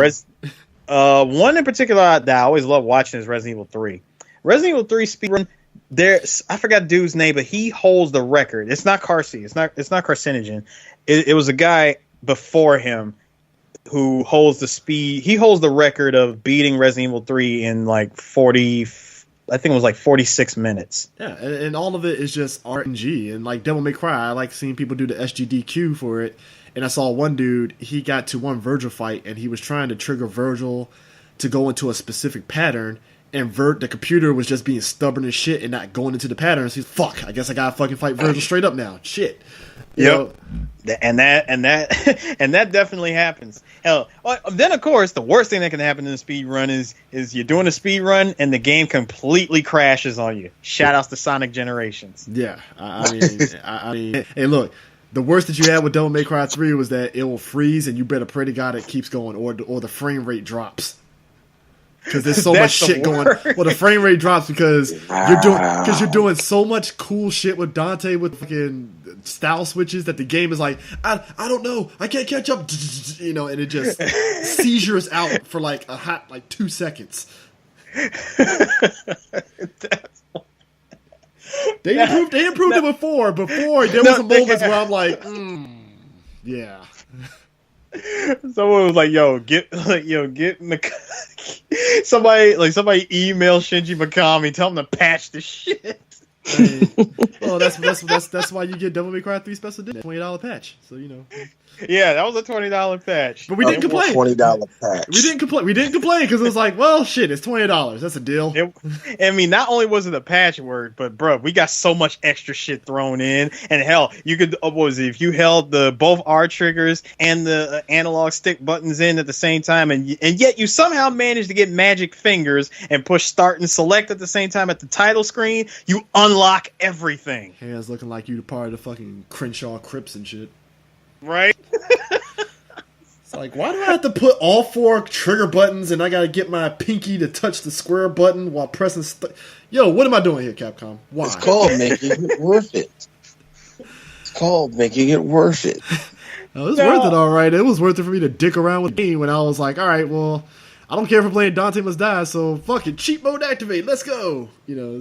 So, all right. So I guess our next part is that like it's fine. I guess I want to ask you guys, what makes Devil May Cry so badass and fun?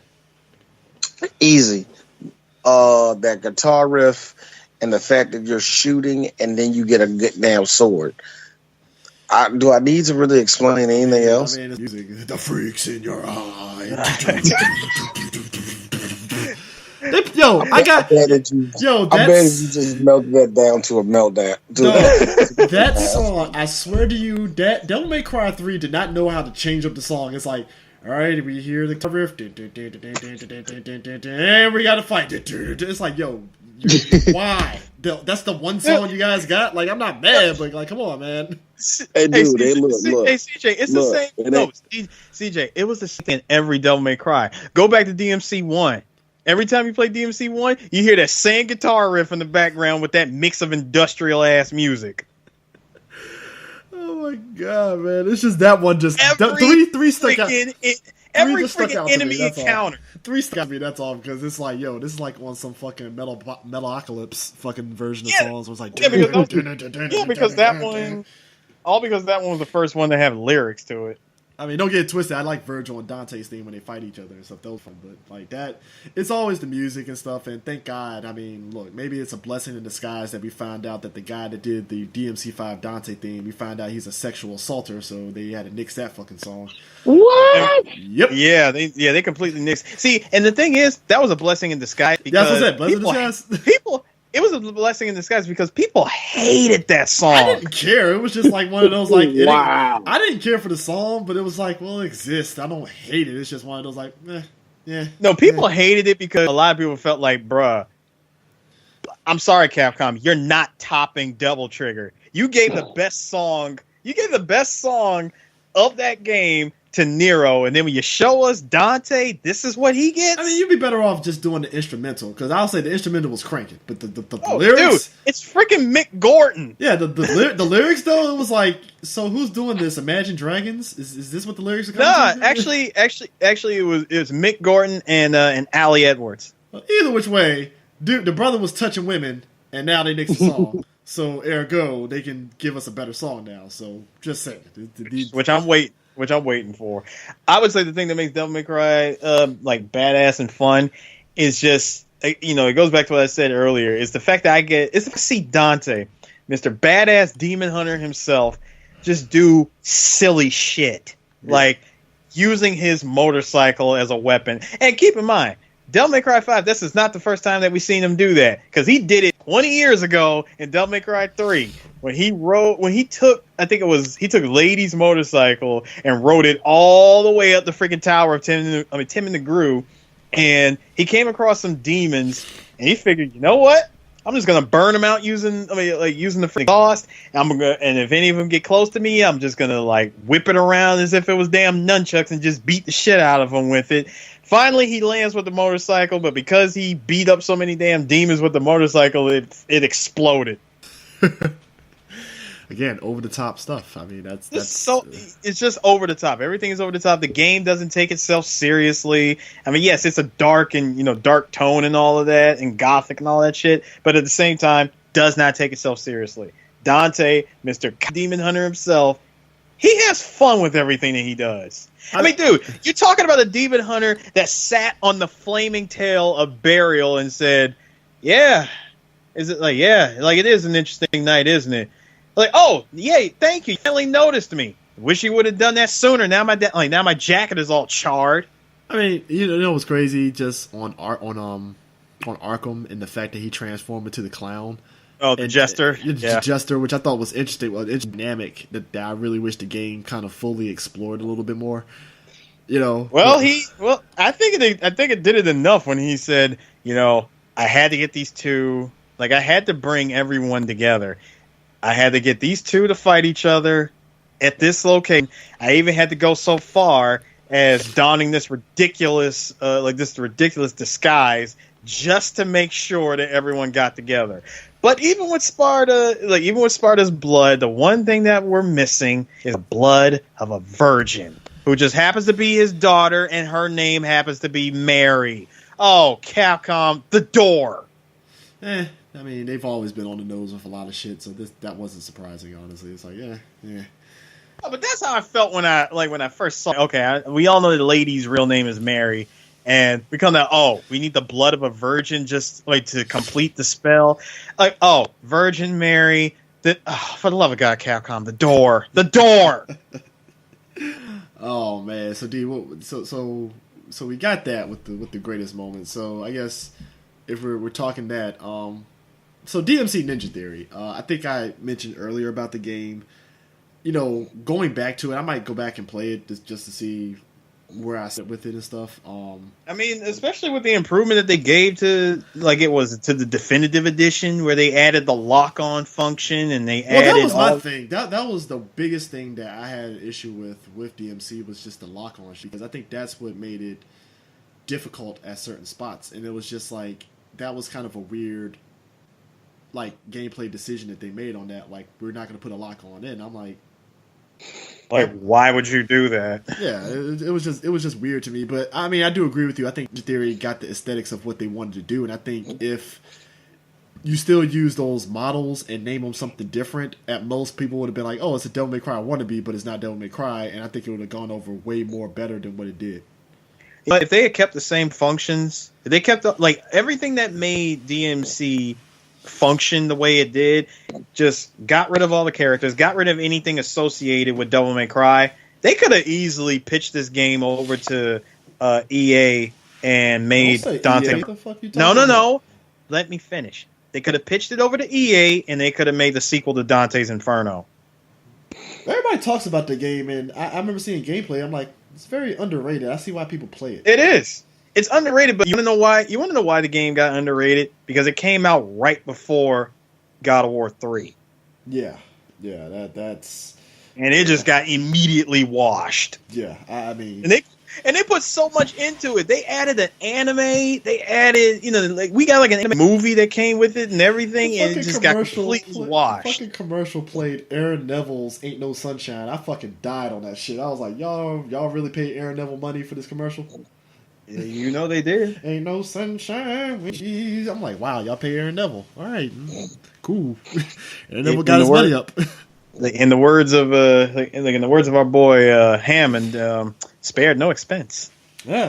I mean, it is what it is. But I think, like I said, I think when I viewed that game and stuff on our blogger years ago and stuff, I think I gave it a C+ because it was like, it wasn't as bad as I think a lot of us were thinking it was going to be, but it was just certain gameplay kind of quirks that was just like, it could have at least been a halfway decent game. It could have been like a better game. And that's exactly where I fall in line with DMC. I think if your boy Tamim, the dude that was like the motherfucker that was running damn Team Ninja, that guy. If it wasn't for him pulling the Trump and running his damn all over Twitter, I get you want to defend your creation, right? I just feel that you've been better off just pulling back, let the game speak for itself, and then go from there. Because people are going to talk regardless. That's just exactly. And that's what could have saved them. It would have saved Team Ninja so much trouble if they had just not tried to attack the fans on social media. Because they thought that we were tripping over the fact that Dante doesn't have white hair when it was more than that. Yeah, it was more than that. Now, the name of it is, like I said, Ninja Build Theory. They're with Microsoft now. And, they came out with Hellblade, and, it got the reception that it got. A lot of folks basically enjoyed it and stuff. Because, again, Ninja Theory, they're always good at doing stories. They're really good at doing those stories and stuff, and the gameplay complements it. So I think it's a situation where they had a story, and I think if it didn't have the Devil May Cry baggage to it, it would have went over well because folks would have touted it as a brand new IP that takes its cues. Because let's not get it twisted. It's not like Devil May Cry didn't influence a lot of games. I mean, hell, Resident Evil 4 influenced a lot of third-person action shooters, including Gears of War. It did.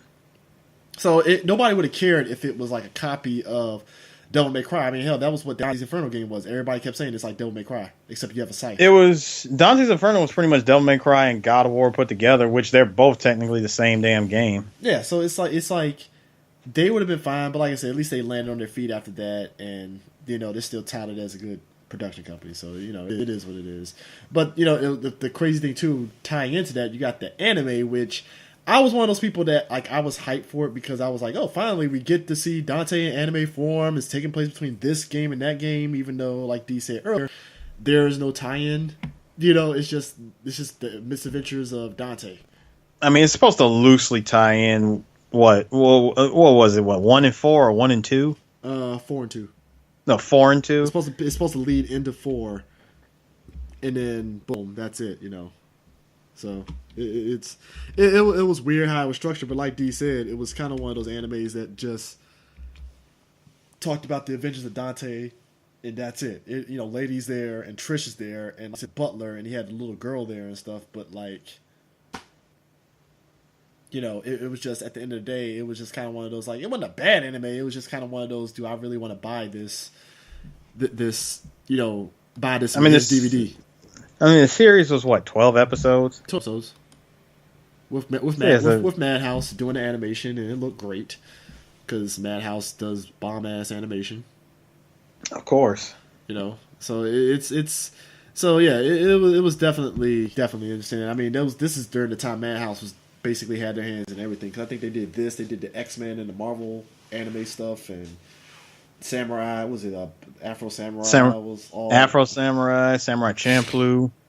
Yeah, so they were the trailer. I just remember they had an expo, and I just remember a lot of reviews were like, "Well, it's Devil May Cry." I mean, there's no story per se, which it wasn't. I mean, I watched it religiously every week when it popped up on the sites and stuff, and watched it, and it was like, "Oh, so that's how it ends."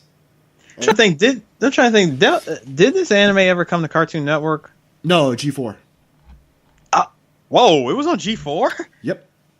I don't even remember being on G4. And that was only because G4 at the time, G4's anime, their anime list was really dry. I mean, they were scraping the bucket for whatever they can get their hands on. I mean, and the thing of it is, when you talk about the bad guy was this guy named Sid, and Sid was all about, oh, I got absolute power, and this Dante just beats him like it was nothing. And even though early in the episode, Dante's all crucified on this cross and stuff, and they have this whole thing with Lady and Trish trying to save him, but I'm like, there was no tension. Because again, Dante is just this all-powerful demon. It's like, well, who could really challenge him? At this point, we're just waiting for Dante. Like at this point, Dante's just posturing for his comeuppance. Yeah, that's really all it was and stuff. So it's like I said, voice acting. I think Ruben Langdon was Dante, just like he was in the game. Yeah, and which he's going to be reprising his role as both his voice role and motion capture role as Dante for DMC5. Yeah. Because I think Johnny mentioned that too. Melissa Davis came back as Lady. You got Lucius Christian as Trish. Chris Ayers as Sid. Because of course he's going to be the bad guy because he always plays bad guys to an extent. I mean, this is the same guy that was Frieza in Dragon Ball. Yeah. So yeah. It's expected and stuff. I think you probably covered it when we were talking about the gameplay and bosses, where we say our favorite parts of the games. I mean, I don't know if that's necessary. Well, okay. You know what? Let's sum it up like this then. If you could pick out of the entire collection, entire catalog of Devil May Cry games, like what is your number one favorite part? I would say Dante riffing with the stuttering doctor. Because it's like up to that point. I'm glad you mentioned that. No, I'm glad you mentioned that because I wanted to mention it when we were talking about the games. So thank you. I'm glad you mentioned that. Because what was funny is that it matched up to where Dante was at. Dante took every boss like it was a joke. And he goes, this dude who has, all these demon dogs and the fucking fish swords, and he's just not taking this dude seriously.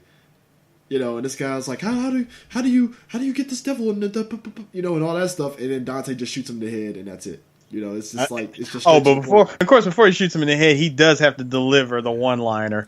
Do your homework first, Junior. Boom. Yeah, so it's like I thought that dynamic of the beginning of the fight was funny and stuff because like I said, Dante is grown. He's his character that's just powerful, and every dynamic he had with the bosses was just funny as hell. And I think that's probably like my favorite parts of the Devil May Cry is those interactions Dante has, because even in 3 he might have had interactions with some of the bosses, but it wasn't on the level of what DMC4 was. And I think DMC4 was just a summation of everything Dante was up to this point, and it worked. That's my favorite parts.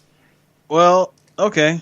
Well, I'm gonna go with the super obvious one. It's cliche, of course, but man, I really, really had to do a coin toss between, and this is from Devil May Cry 3, from Dante's office from Mission 1, just the opening of him kicking on that jukebox and just going ham on all those demons. It's still one of the most badass openings ever. Between that and Dante awakening his demon powers and that damn jump, the tower jump. Oh yeah, it was. Those are like two of the most super badass moments. That it's one of those moments where you think, how can they honestly top this? I mean, Devil May Cry says, "Hold my beer, watch," and. I mean, I'm just talking about throughout the game. Like, how can the game itself top that? Well, I mean, that's the thing. Like, that's what made, to me, DMC4 better. Just that the gameplay and what you see Dante and Nero do matches what the gameplay of that game was. Like I said, when you open it up and you give Dante the ability to switch styles, it makes those cutscenes a lot better than when you look at DMC3 and Dante's doing crazy stuff that oh, that's Trickster. Oh, that's Gunslinger. That's Royal Guard. But you can't use them once that cutscene is over. It's just weird. Yeah, you have to select them. But again, thanks to like shout outs to the god of PC gaming. Gotta love Style Switcher. Yeah, Style Switcher in DMC3 is the GOAT. Yeah, so I mean, if we're talking that, so now we're talking about the future. I mean, I'm thinking DMC5 is going to be great. I don't know where you could possibly go from here. Well, I would say as far as the future of it, as future as the game, like where could this game really go? I mean, we have to see what this game does first. Like, I really want to see like how does DMC5 end? Like, what's going to be the ending for it?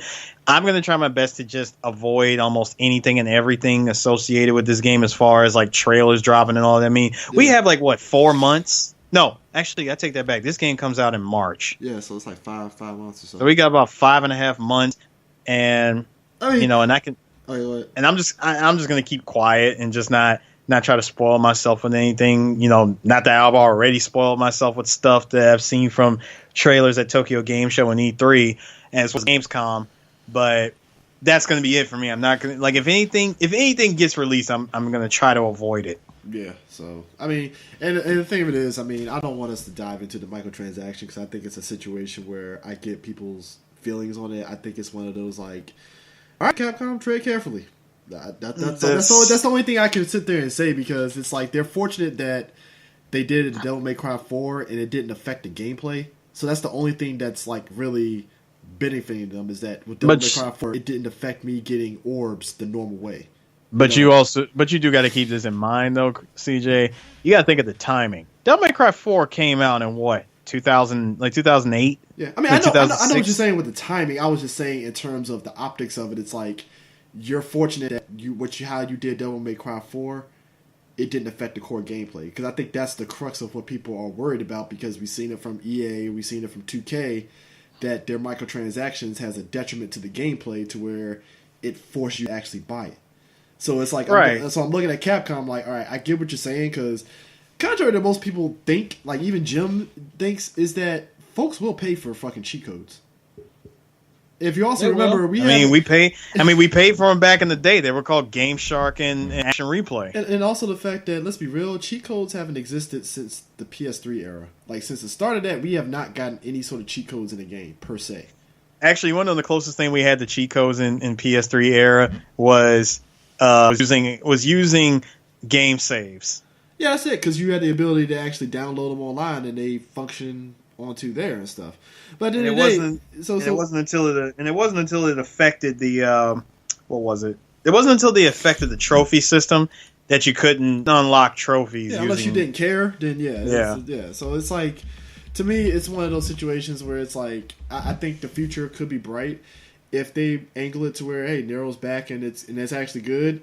Could they do a Devil May Cry 6? I mean, hey, they could, but it has to be the story that's actually serviceable to what they're trying to do, and not just we just push out Devil May Cry 6 and we're going to do all these crazy ass changes to it and that's it. It's like you have to. For what we're getting Devil May Cry 5, I feel that the $60 would definitely be well spent.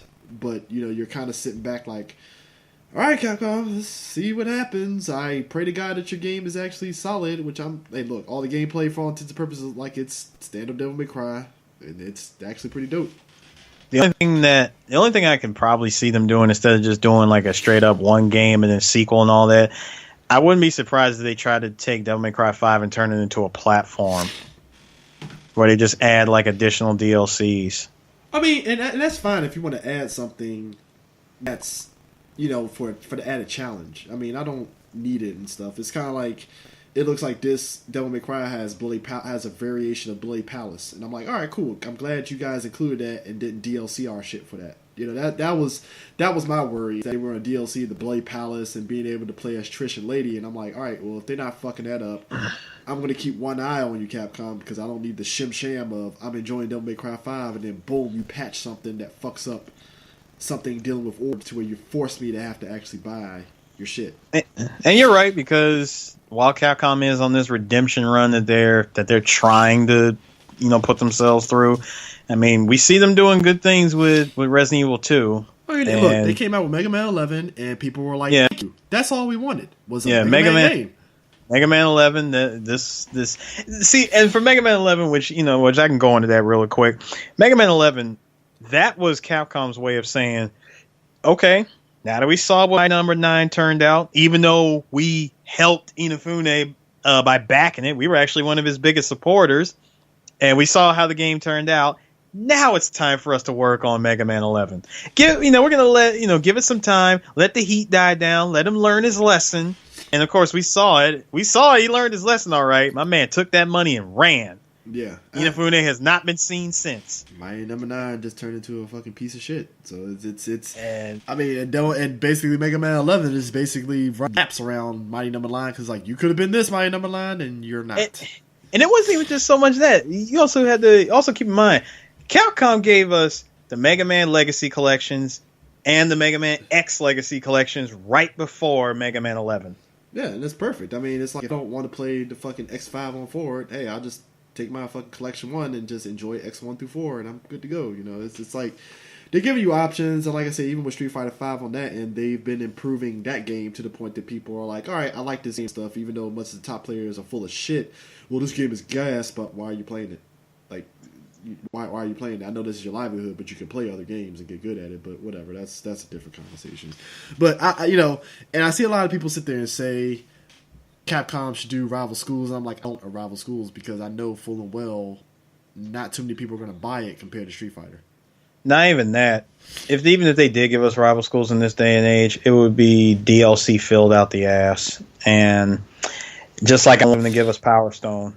I don't want a sequel to Rival Schools, and I for damn sure don't want a sequel to Power Stone. I'll take an HD update of Project Justice, and I'll be fine. Just give me a re-release of the original Rival Schools games. As a matter of fact, what I want them to really do, to re-release Project Justice and Rival Schools, and give us a fully localized version of those games. I don't want none of the content that was cut out when it was released back in the 90s and early 2000s. Like, I want the full, complete experience. Yeah, and I mean, I think it's one of those things, like, there's a reason why we haven't got another Darkstalkers game, because, like, that's a hard property to really get people behind if they're already invested in Street Fighter, so now it's like... But it wasn't, though, CJ, because at the time, you saw Ono at EVO. He said, I want everybody to hold $1 up in the air, for, do you want to see the return of Darkstalkers? And everybody in that entire room held up $1 saying, we want Darkstalkers. It's just Capcom went about it in the most stupid way by re-releasing 2 old Darkstalkers games with no promotion and expecting numbers to just come flying in. It did decent numbers, but it wasn't the numbers that it wasn't enough. It wasn't those numbers that Capcom was looking for, and it's just I mean, yeah, it is a piss poor marketing and stuff. It's one of those things that, like, when you see Devil May Cry 5, you're just hoping that Capcom stays person sees they have a great game and don't do anything that's going to undermine your sales. Like the microtransaction with the weapons and the orbs. It's kind of a 50-50, because as much as we see on a lot of people that sit there and be like, oh man, fuck Capcom, you're still gonna like the game. So clearly it's less about it's an issue and more like you have trepidations, which is fine. I just rather you just keep your trepidations instead of making it seem as though all hands on deck. Because with the trepidations, you're keeping people informed without like going too off the phone. I mean, like I said, I just hope ultimately you just get a good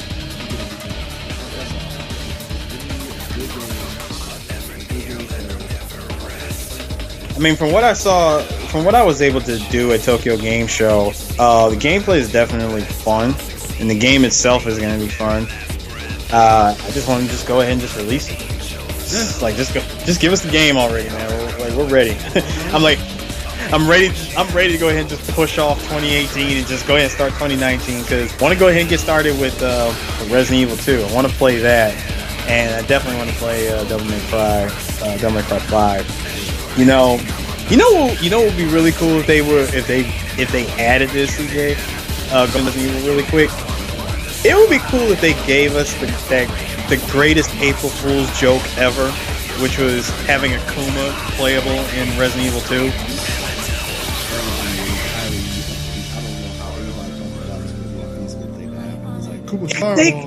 But they could do it though.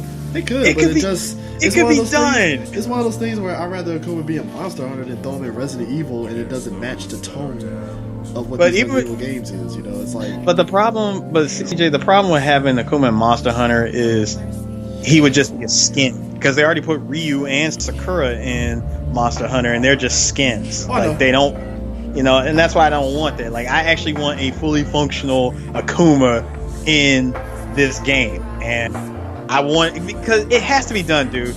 You remember that April Fool's joke from EGM magazine? That thing there was so much lore behind it, and it was one of the greatest April Fool's jokes ever, that people to this day still want that to be a thing. I want it to be a thing. I really want them to make it a thing. I'm looking at Capcom like, please, for the love of God. I'm putting faith in our boy, I'm putting faith in our boy Maximilian. If Maximilian could somehow get it into the heads of Capcom, make this shit a thing. you will make it come full circle, and there'll be so many people that will thank you for this. So, that in mind, that is our take on Devil May Cry series. I think like this. So, I think at some point we should touch on the Resident Evil games, but we'll figure it out. Oh, hey, look, I'd be down to touch the Resident Evil games. God, there's so many other games that we could, so many other franchises worth of games that we could touch on. Yeah. But Resident Evil is definitely one I would love to get on, especially with, we just talked about it, especially with RE2 getting that re-release. Yeah. That in mind, folks, we will catch you guys later. If you want to shoot us an email on your favorite moments in Devil May Cry, just shoot us to us at 3BGPodcast@gmail.com, or you can hit us up on Twitter. Sue is at Black Nerd Japan. D is at D the Black Geek, and I use the 3 Black Geeks one at 3 Black Geeks. So you can shoot us your opinions on Twitter to us about Devil May Cry series and the future and favorite moments and all that stuff. And yeah, so that in mind, we will catch you guys on the flip side. Peace out. Later.